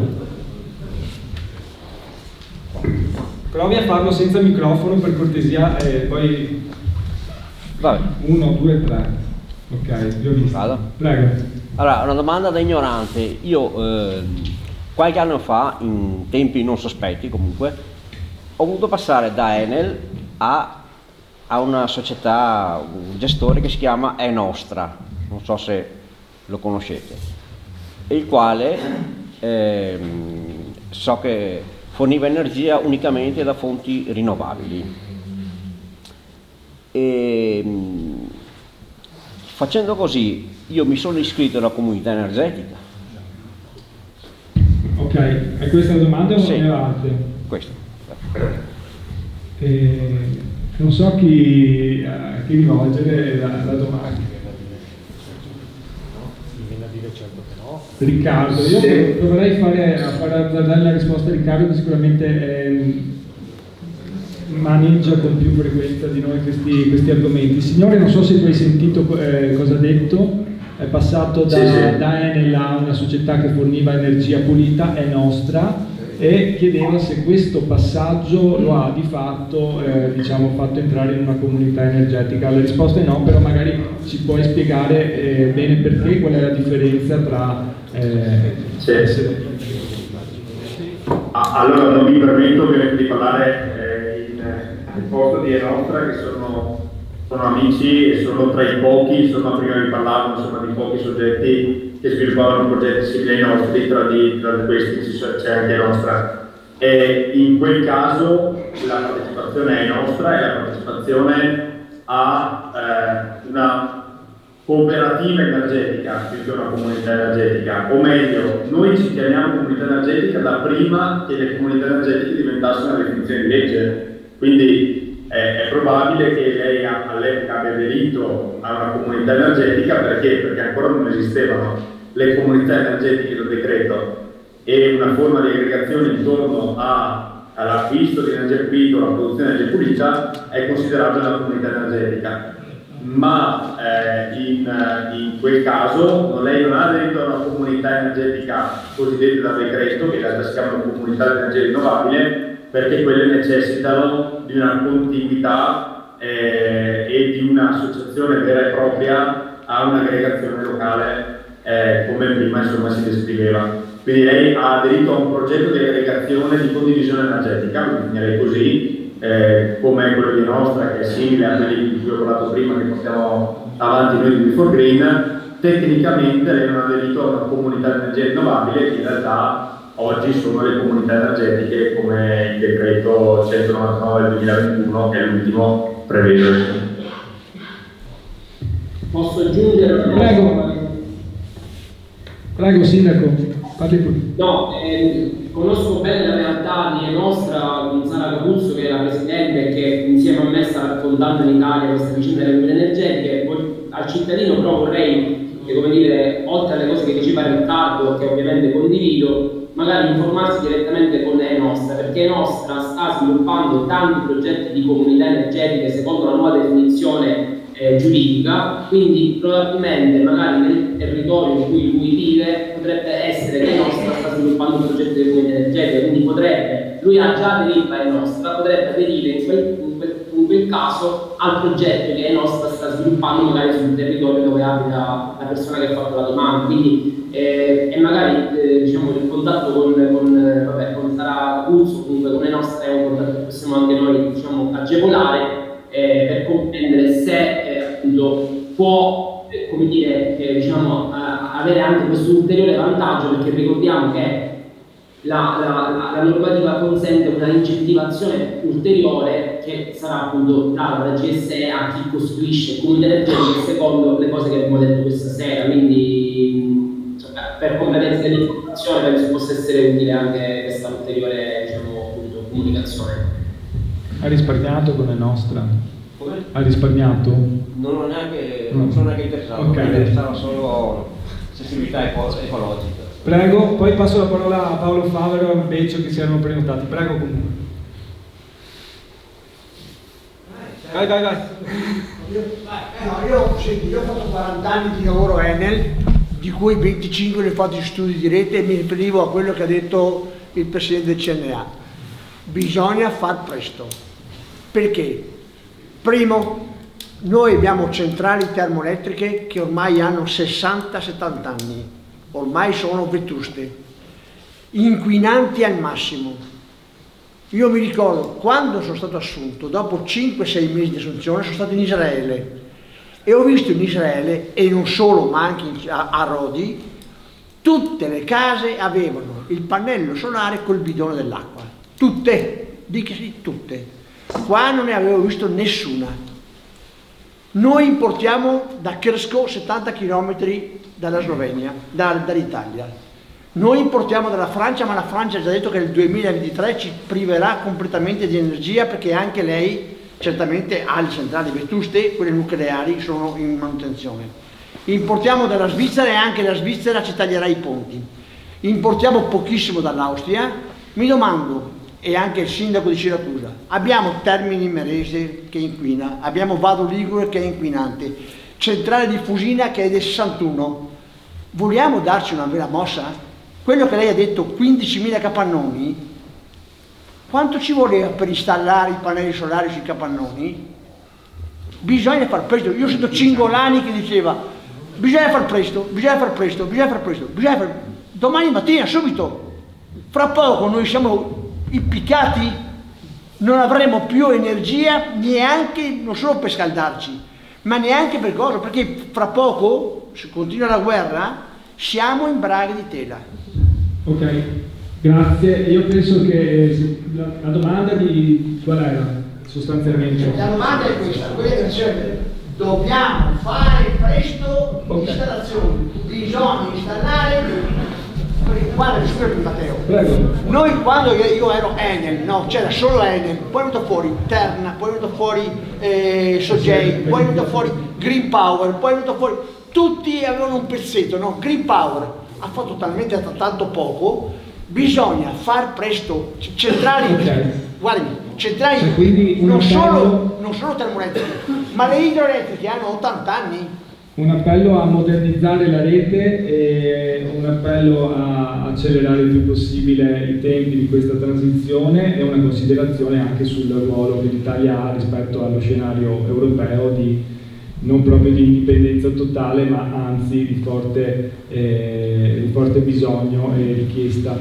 Quindi vabbè, è una criticità che viene segnalata e che penso sia anche ben tutti i relatori qui ne siano ben consapevoli. Non so se qualcuno vuole intervenire su questi temi, segnalare qualcosa. Il problema dei capannoni che non hanno ancora il fotovoltaico sul tetto purtroppo è sui giornali quasi, un giorno sì, un giorno no, quindi si sa, è un caso di responsabilità collettiva di quelli dove dopo il colpevole o presunto tale non si trova mai.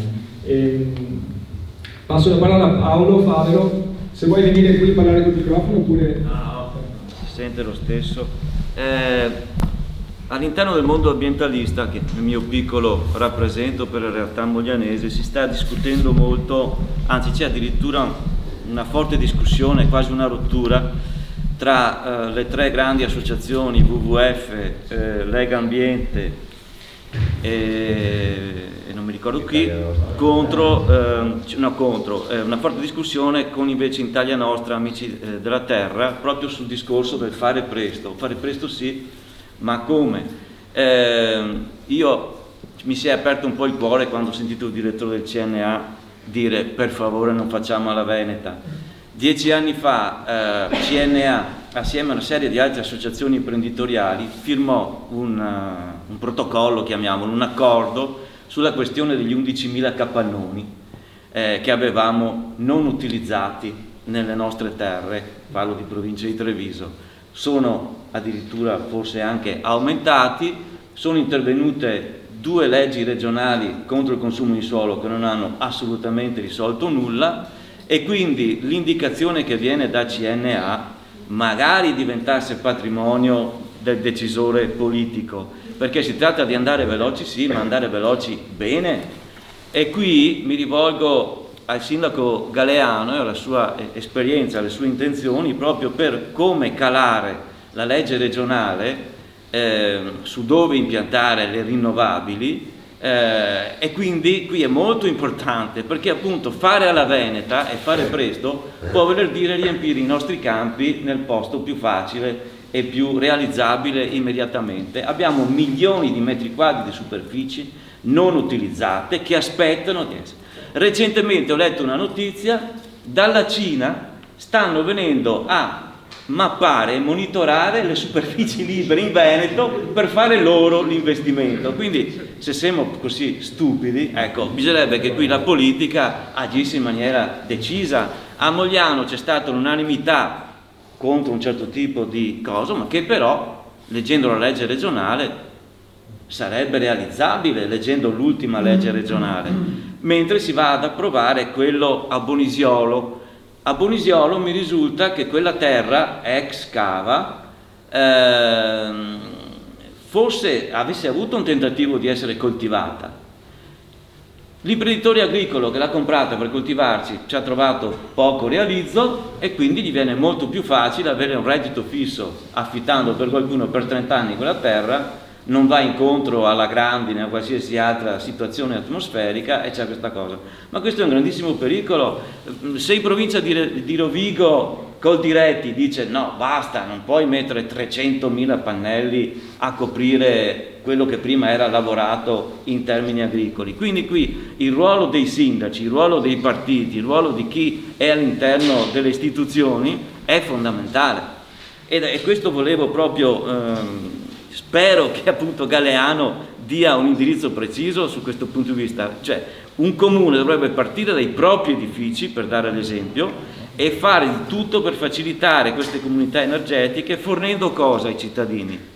La possibilità, contatti, conoscenze con chi è in grado di organizzare appunto questo tipo di situazioni, che può essere anche un imprenditore come è nostra, perché se è già nel campo, se si affida veramente, spero, solo a energie non fossili, e se ha la conoscenza per attivare situazioni perché permette, è un discorso abbastanza complesso, credo, mettere d'accordo tante teste per convogliarsi in questa cosa, ma è l'utile è talmente evidente anche dal punto di vista sociale che chi ha un minimo di coscienza non può essere contrario a una comunità energetica, se non appunto i grandi produttori di energia da fossile.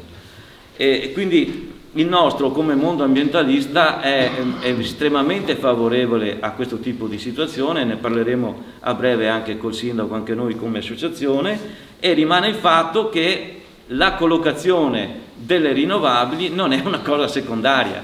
Fretta sì, allora io personalmente forse bisogna non esagerare come Italia Nostra che dice che tutto... però anche non sparare addosso alle soprintendenze ogni volta che dicono qualcosa. Immagino che mettere i pannelli su un palazzo del Settecento, il municipio del sindaco di Furla, non sia una cosa così semplice da far passare, dipende anche dallo stato dell'edificio e dall'effettivo valore che esso ha. Spesso un edificio può avere un valore storico, ma essere anche tra virgolette brutto, tanto che puoi metterci lo stesso, insomma, i pannelli. Quindi la mia è una sollecitazione e una curiosità per chiudere. Volevo chiedere a Nilandi, se possibile, se prima di chiudere la serata ci può leggere la mozione che è stata approvata all'unanimità, perché anche da quello forse si riesce a capire fino a che punto c'è una unanimità effettiva su questo concetto. Grazie, io passerei la parola a Paolo, però l'intervento mi ha ispirato una valutazione un attimo che vorrei mettere anche magari come spunto. Si fa notare alla base di quello che segnalava Favaro, secondo me c'è un posizionamento intermedio dell'investimento in fonti rinnovabili in termini anche di redditività per il privato, tra l'investimento immobiliare, che ancora oggi è quello che traina di più, cioè, se uno si guarda l'ultimo rapporto della Camera di Commercio sul numero di imprese che ci sono nel territorio della provincia di Treviso, si è registrato, malgrado la crisi, si è registrato nel 2022 una crescita costante che è dovuta soprattutto all'edilizia.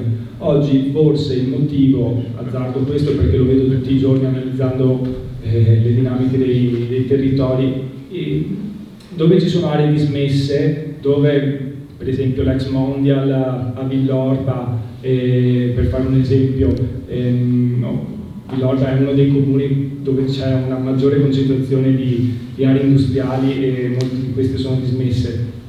Lì il privato acquista i terreni e c'è anche l'ex Veneta Strade a Ponzano, per fare un altro esempio. Il privato acquista i terreni, sono capannoni dismessi, ma l'ultima cosa che gli viene in mente di fare è quella di installare dei pannelli fotovoltaici sul tetto, perché il maggior realizzo lo ottiene soprattutto con un piano di recupero, sfrutta il piano casa e quindi riesce a mettere sul mercato. Lo stesso caso dell'ex Nigi nel nostro territorio qua a Mogliano è un esempio lampante. Magari ci saranno anche i pannelli fotovoltaici sopra al capannone, però il motivo che ha spinto il privato ad acquistare è piazzarci in un supermercato, non è stato quello di qualificare.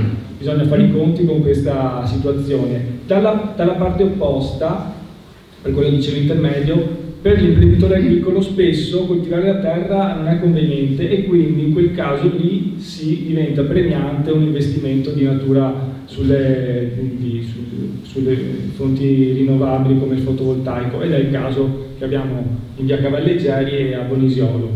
Un'altra cosa che mi preme segnalare, perché ne abbiamo parlato, a Casier, di fianco all'area industriale, c'è un impianto che è autorizzato su un'area di tipo 40.000 metri quadrati, non piccolo, che è autorizzato da più di un anno e non è ancora partito niente, quindi spesso c'è questa ulteriore stortura, c'è un'autorizzazione in tasca da parte del privato, il pubblico ha fatto il suo lavoro, ha approvato il progetto, ma essendoci un po' una febbre da fotovoltaico in questo periodo c'è anche un rallentamento nella concreta installazione dei pannelli e nella realizzazione dei progetti. Resta il fatto, scusa, che c'è un capannone ogni 50 abitanti. Questa è una cosa che non so. Sì, grida vendetta, io condivido questo punto di vista e lo condivide anche CNA. Tra l'altro un'altra cosa che segnalo, l'ultima mappatura dei capannoni dismessi l'ha proposta un'industria, ma se uno va a controllare sono gli stessi numeri di 3-4 anni fa. Purtroppo ci sarebbe anche da investire su questo. Passo la parola a Paolo per rispondere a Paolo. Omonimi siete. Grazie. Allora, intanto una piccola nota di quello che succede di solito in termini di pianificazione. L'abbiamo visto col piano casa, l'abbiamo visto con tante cose. La pianificazione comunale spesso c'è e dopo arrivano, no, le normative che permettono di fare tutto, anche quello che non è stato pianificato, quindi vediamo un po' di sviluppi anche che ci saranno su questo fronte, perché sono investimenti così importanti che dubito che alla fine la palla rimarrà al singolo comune e si possa fare cose molto diverse da un comune all'altro a seconda degli indirizzi che verranno dati nei singoli territori. Quindi questo è giusto per capire come va spesso su altri fronti e cosa vedremo su questo. Poi le rispondo con punti di vista diversi. Se prendo quello punto di vista politico, parlo della mia posizione ovviamente, è quella per cui cominciamo ovviamente da ciò che è consumato.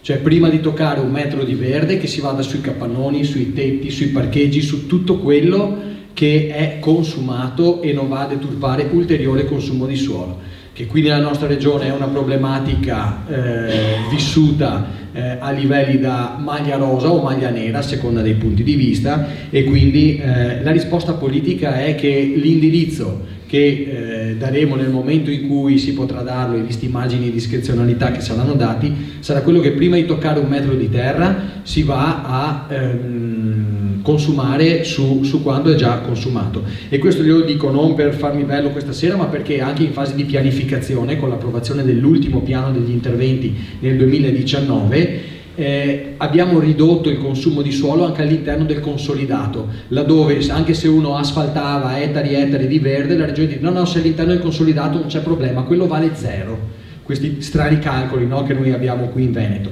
Abbiamo ridotto di 17 ettari, non mi ricordo se erano 11 o 17, gli ettari di suolo consumabile anche all'interno del consolidato, laddove non contava per la regione.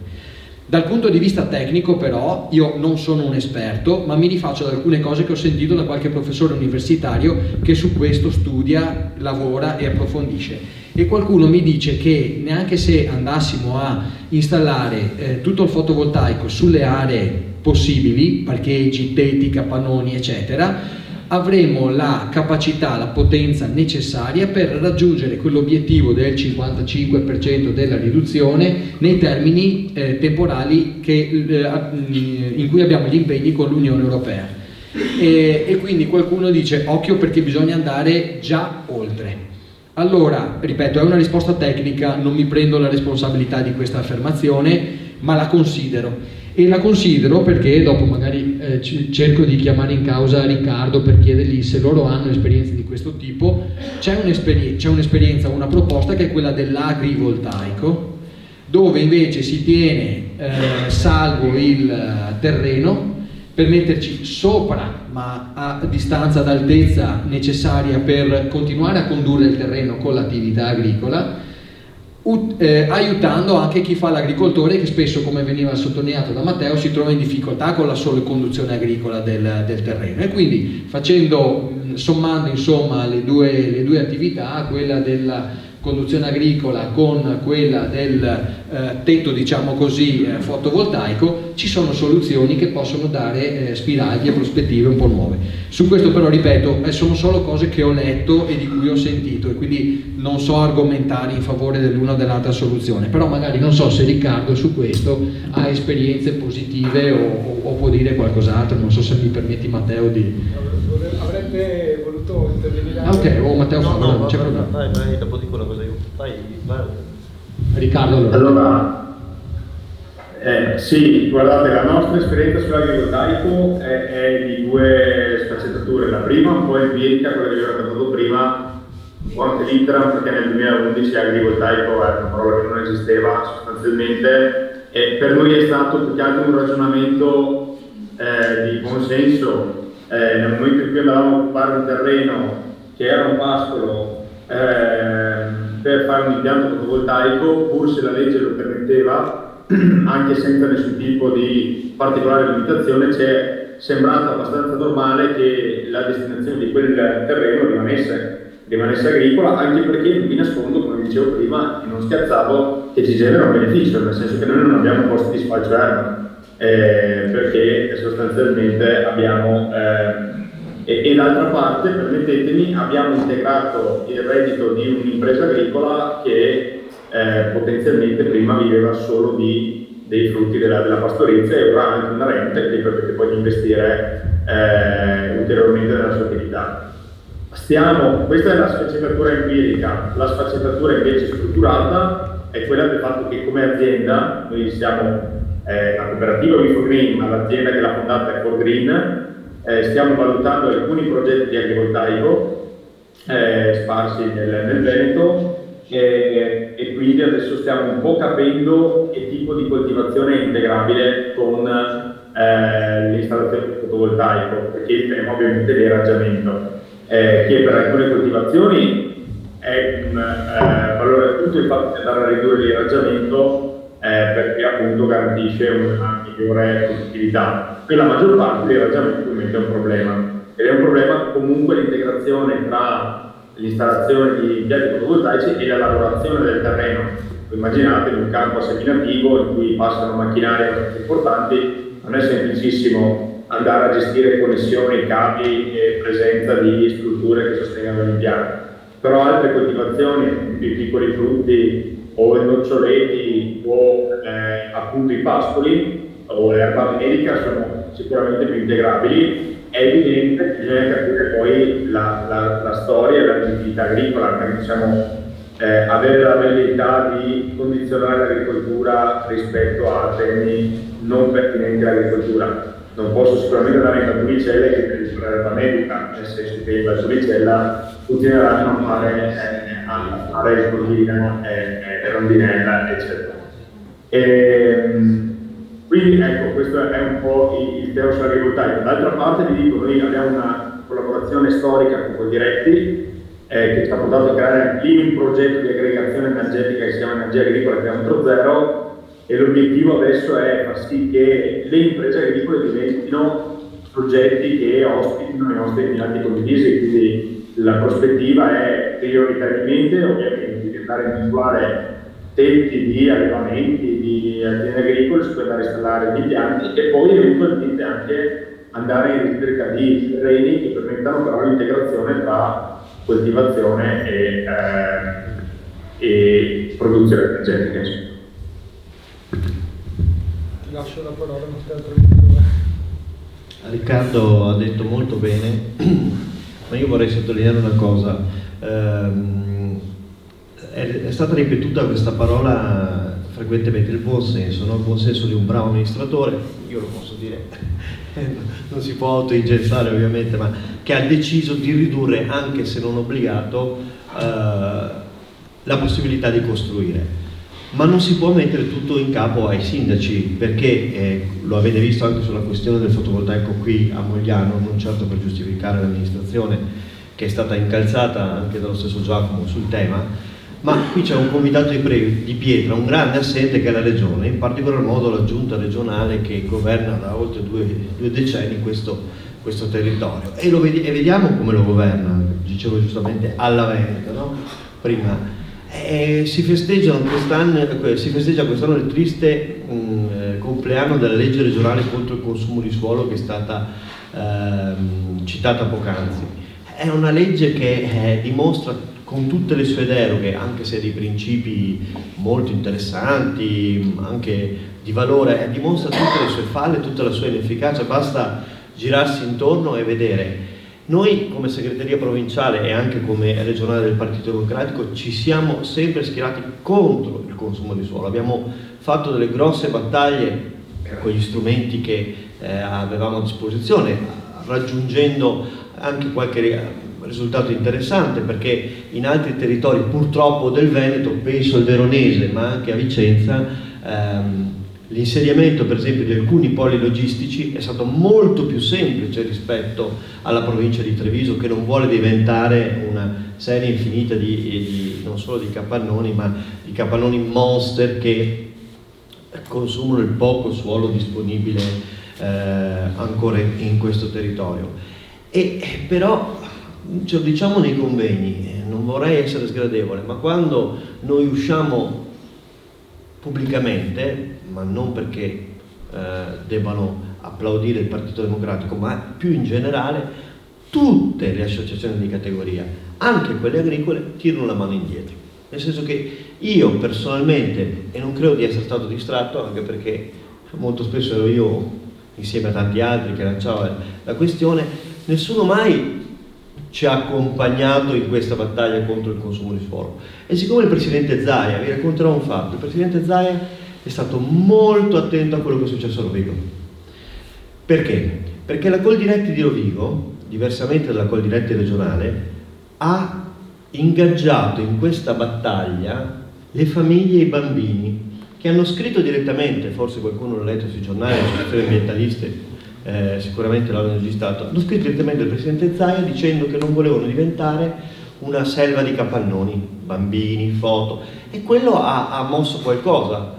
Quindi riproduciamolo anche nei nostri territori, perché altrimenti difficilmente può essere messo in capo solamente a dei bravi sindaci che poi si trovano di fronte a dover affrontare ricorsi contro deduzione di studi legali e si trovano a dover approvare alcuni piani, no, di ulteriore consumo di suolo.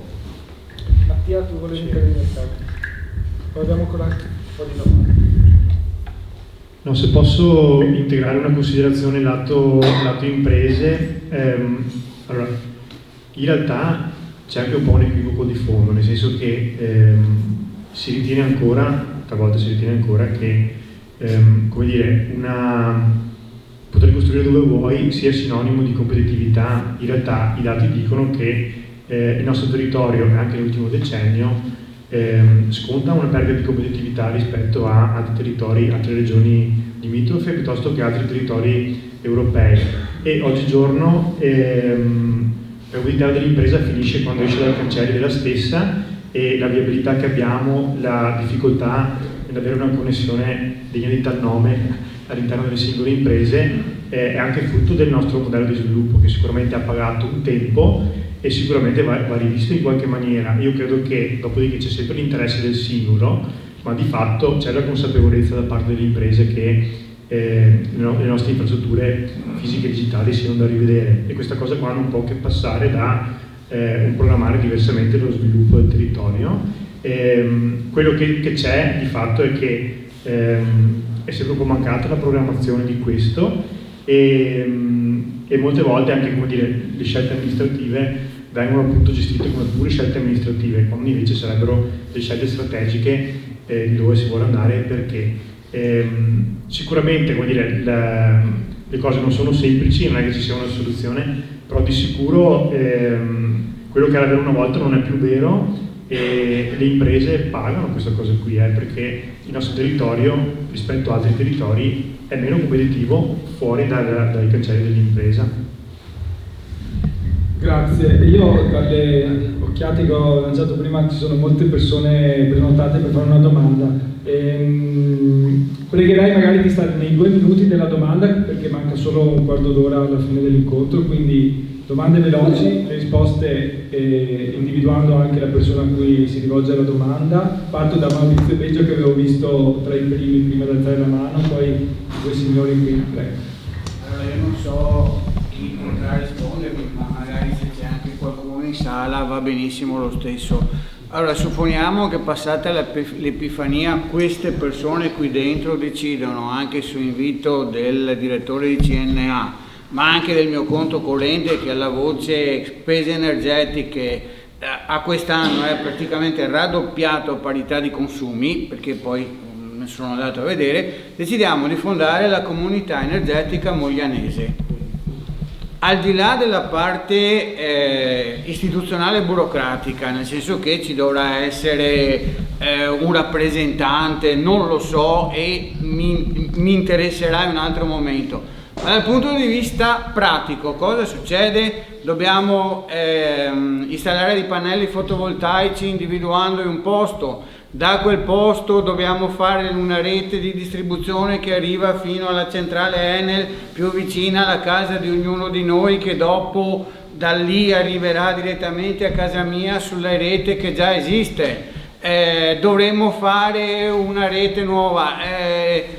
So che forse è banale, per me no, non è banale, ma so che molti di voi lo conoscono come è fatto, però io non riesco a capacitarmi con le conoscenze che ho attualmente di servizio della corrente, per non parlare del gas. E sul gas si potrà fare una comunità economica di risparmio anche sul gas, non riesco a capacitarmi come, e quindi questo mi fa un po' di paura, perché poi ragioniamo di non stravolgere il suolo e tutte queste robe qua, e quindi mi piacerebbe uscire da questa sera con bravo, grazie Matteo. Maurizio per la domanda pratica, che si può anche risolvere in cos'è morfologicamente una comunità energetica. Paola, tu volevi agganciandomi a quello che ha detto Maurizio, proprio per completare la richiesta da casalinga di Voghera, perché vi ringrazio della serata e mi avete aperto un mondo, però ci sono delle risposte, delle domande banali che vi devo fare per capirne di più e calare il tutto nel contesto dell'operatore singolo familiare. Per cui, agganciandomi a quello che ha detto Maurizio, volevo capire, al di là dell'aspetto giuridico normativo dell'adesione alla comunità energetica, ma guardando proprio all'aspetto formale, si aderisce alla comunità già provvisti di sistema fotovoltaico e di pannelli? Si aderisce alla comunità senza, fruendo di economie di scala anche nell'installazione del fotovoltaico? E l'altra domanda è: ci sono delle famiglie, dei singoli che hanno installato i pannelli, cioè sono passati a fotovoltaico, fruendo dei bonus vari, adesso anche qua sono ignorante, la sparo e perdonatemi. Però fruendo di questi buoni si sono sottoposti alla condizione di cedere l'energia che producono in più rispetto a quella che consumano all'operatore che gli fornisce l'energia stessa, vincolandosi anche per degli anni. Ciò implica il fatto che non si possa aderire alla comunità energetica in questo caso, oppure si può contemporaneamente essere agganciati all'operatore barra fornitore al quale si deve restituire l'energia in surplus e contemporaneamente aderire alla comunità energetica. Ho finito, grazie. Grazie infinite. Riccardo, vuoi provare a dare una risposta? Sei riuscito a sentire e intercettare quello che hanno detto i nostri ospiti? Sì, ho lo stesso problema di prima, che la chiamata termina a breve, però cerco di sintetizzare la risposta. Ti mando un altro link. Grazie. Ok, se scompaio è per quello. Troveremo l'escamotage dalla risposta. Allora, dal punto di vista pratico, cerco di sintetizzarla molto. La comunità energetica è l'associazione a un'aggregazione, che può essere un'associazione, una cooperativa, un consorzio, una società. Quindi da un punto di vista tecnico io potrei aderire alla comunità energetica costruita sotto la stessa cabina primaria a cui sono collegato, ok? Senza apportare nessun tipo di produzione energetica, nel senso che se esistono già degli impianti fotovoltaici collegati a quella comunità, io posso aderire anche come puro consumatore. Qual è la mia contribuzione nel momento in cui non porto produzione? È nel portare consumo che permette di massimizzare l'incentivo, cioè il GSE, che è l'ente di Stato che eroga gli incentivi, riconosce un'incentivazione alle comunità energetiche non sull'energia prodotta dagli impianti fotovoltaici iscritti alla comunità energetica, ma sull'energia condivisa, quindi su quell'energia che viene immessa dagli impianti fotovoltaici in senso aggregato, non in senso unico, e contemporaneamente consumata, quindi prelevata dai soci consumatori della comunità energetica. Quindi io consumatore, iscrivendomi alla comunità energetica, anche senza apportare produzione, contribuisco alla maturazione dell'incentivo e quindi posso, a seconda dell'atto costitutivo e delle modalità di distribuzione del beneficio che la comunità energetica si dà, ricevere un beneficio economico. Da un punto di vista di relazioni con le controparti di mercato, io se aderisco alla comunità energetica posso, anzi sono tranquillamente libero di mantenere il mio fornitore energetico o di cambiarlo, non posso essere vincolato alla comunità energetica a scegliere un fornitore energetico, ok? Quindi io non è che devo cambiare il contratto di fornitura, lo posso cambiare, magari la comunità energetica fa un accordo con un fornitore e magari porta a casa un prezzo migliore, ok? Ma non mi devo vincolare a un fornitore elettrico. D'altra parte, se ho un impianto di produzione energetica, magari fatto con i bonus, io continuo a vendere l'energia al GSE, o se sto vendendo l'energia a un'azienda privata, continuo a vendere l'energia a un'azienda privata. Perché? Perché il beneficio passa da una compensazione che non è altro che la distribuzione degli incentivi che la comunità energetica matura, non passa direttamente dalla bolletta o dalla fattura di vendita dell'energia elettrica che io produco con il mio impianto. Quindi io continuerò ad avere il mio fornitore elettrico che posso liberamente cambiare, continuerò a vendere l'energia al GSE o a chiunque la sto vendendo, riceverò dalla comunità energetica a cui sono aggregato una parte dell'incentivo maturato a seconda delle regole che quella comunità energetica si dà, sostanzialmente. Grazie. Ovviamente non devo creare reti distributive alternative, mi baso sempre sulle reti di distribuzione, non devo andare a cambiare contatore perché non è un'operazione fisica. E riguardo invece, scusa, alla omogeneità territoriale, geografica, ci sono dei vincoli? Cioè può un ragazzo da Verona iscriversi a una comunità energetica a Preganzioli? Immagino ovviamente di no, perché tutto si basa sulla vicinanza anche geografica. È definita in maniera precisa questo limite, questa condizione? Sì, i membri della comunità energetica devono essere collegati tutti alla stessa cabina primaria. Cos'è la cabina primaria? È un nodo della rete elettrica che serve una determinata area e nella cabina primaria avviene il passaggio dall'alta tensione alla media tensione. Considerate che, come diceva prima il sindaco, se non sbaglio, l'area di una cabina primaria è intorno ai 2-3 comuni o ai 2-3 quartieri di una grande città. Oggi non esiste una mappatura pubblica delle cabine primarie, quindi se oggi voi mi chiedete ma tutti quelli di Salso, tutti di Mogliano possono partecipare tutti alla stessa comunità energetica, non ne ho idea, a meno che magari voi ne abbiate già fatto un approfondimento, perché non esiste un dato pubblico in merito a questo. Bene, penso abbia risposto. C'erano altri 2 interventi, anzi 3. Prego, 2 minuti per favore, partiamo Pier Giorgio, prego. Buonasera. Io ho apprezzato molto quello che è stato detto questa sera perché è un tema che mi interessa da sempre. Io nel mio piccolo 10 anni fa ho messo sul mio tetto un impiantino da 3 kW e mai come adesso apprezzo il fatto di averlo fatto. Ci sono delle cose che mi piacciono, cioè il discorso ambientale ma anche sociale, questa forma di democratizzazione della produzione di energia, questo mi piace molto. Però vorrei fare una considerazione sostanzialmente. Matteo prima ha detto una cosa importante, ha detto ma i grandi produttori come reagiranno? Io credo che i grandi produttori cominceranno a preoccuparsi e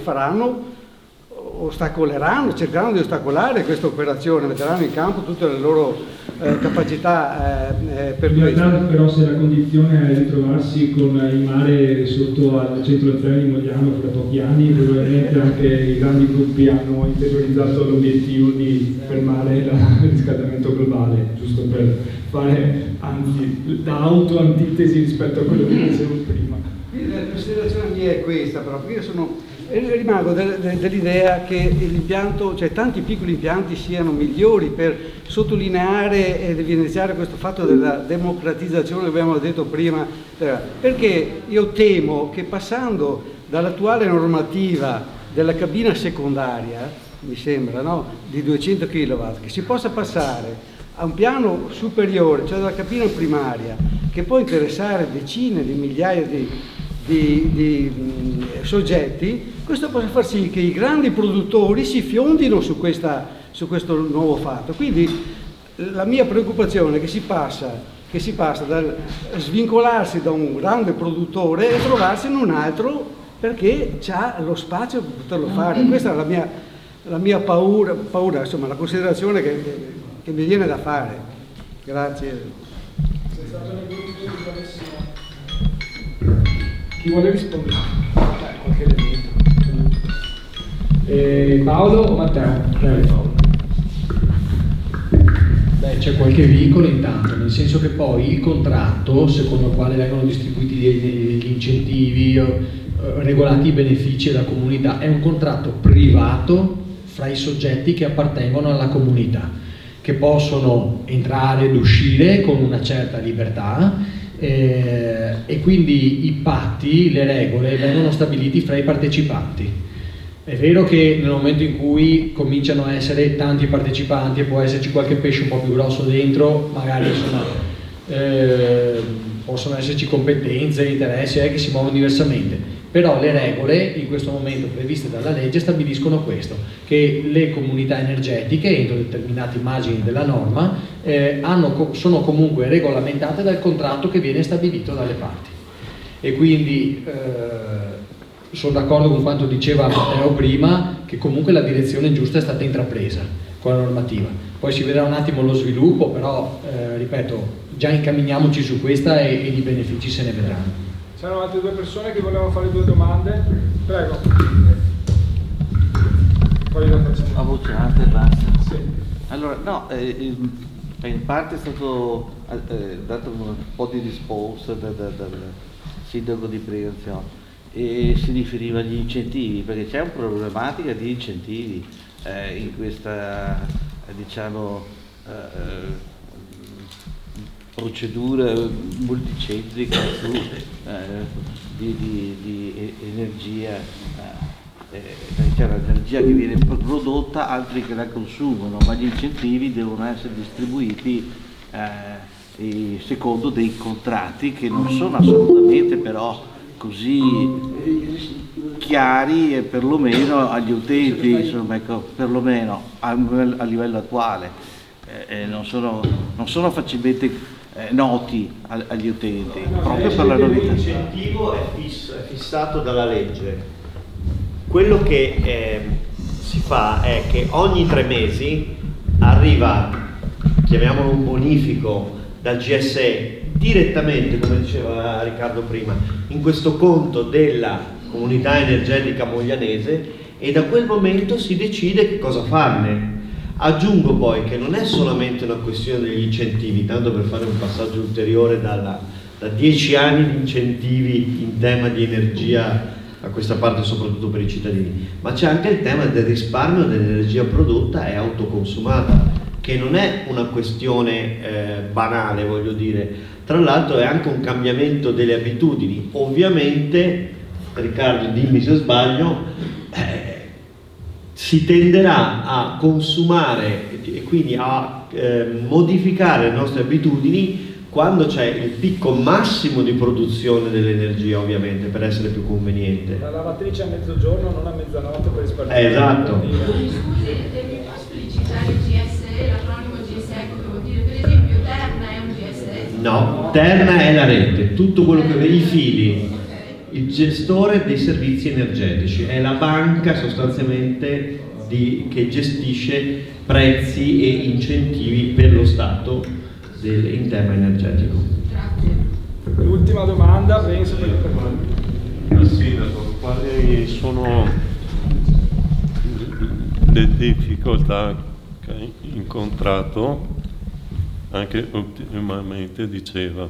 E poi volevo dire una cosa: si possono fare comunità energetiche anche per l'acqua calda, pannelli solari termici.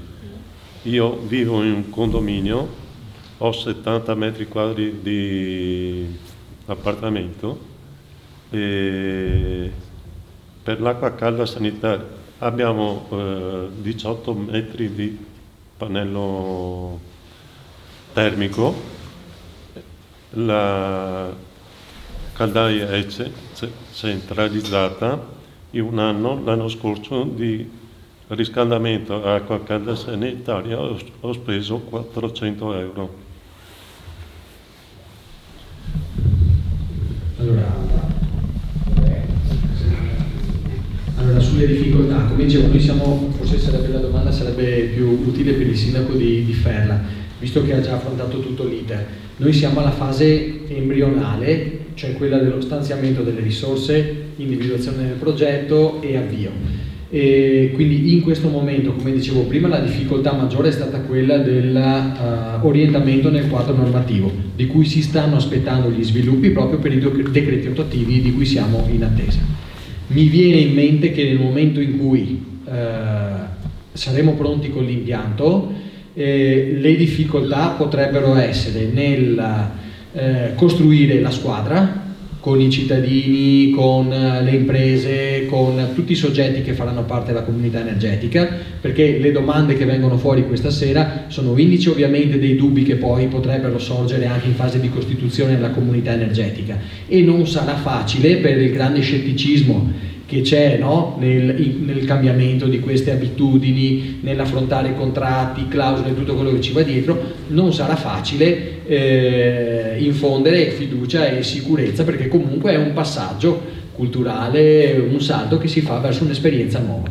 Come si diceva prima, però, il fatto che ci sia il comune di fronte a portare avanti l'esperienza è importante proprio per la fiducia e l'affidamento che si genera nei confronti dell'esperienza stessa. Quindi vediamo, le difficoltà incontrate ad oggi sono quelle, e sulle altre possiamo un po' orientarci, ma poi le sperimenteremo man mano. Bene. Ringrazio tutti per la partecipazione, per le domande, e ringrazio soprattutto Riccardo per essersi sorbito 2 ore quasi di videoconferenza dal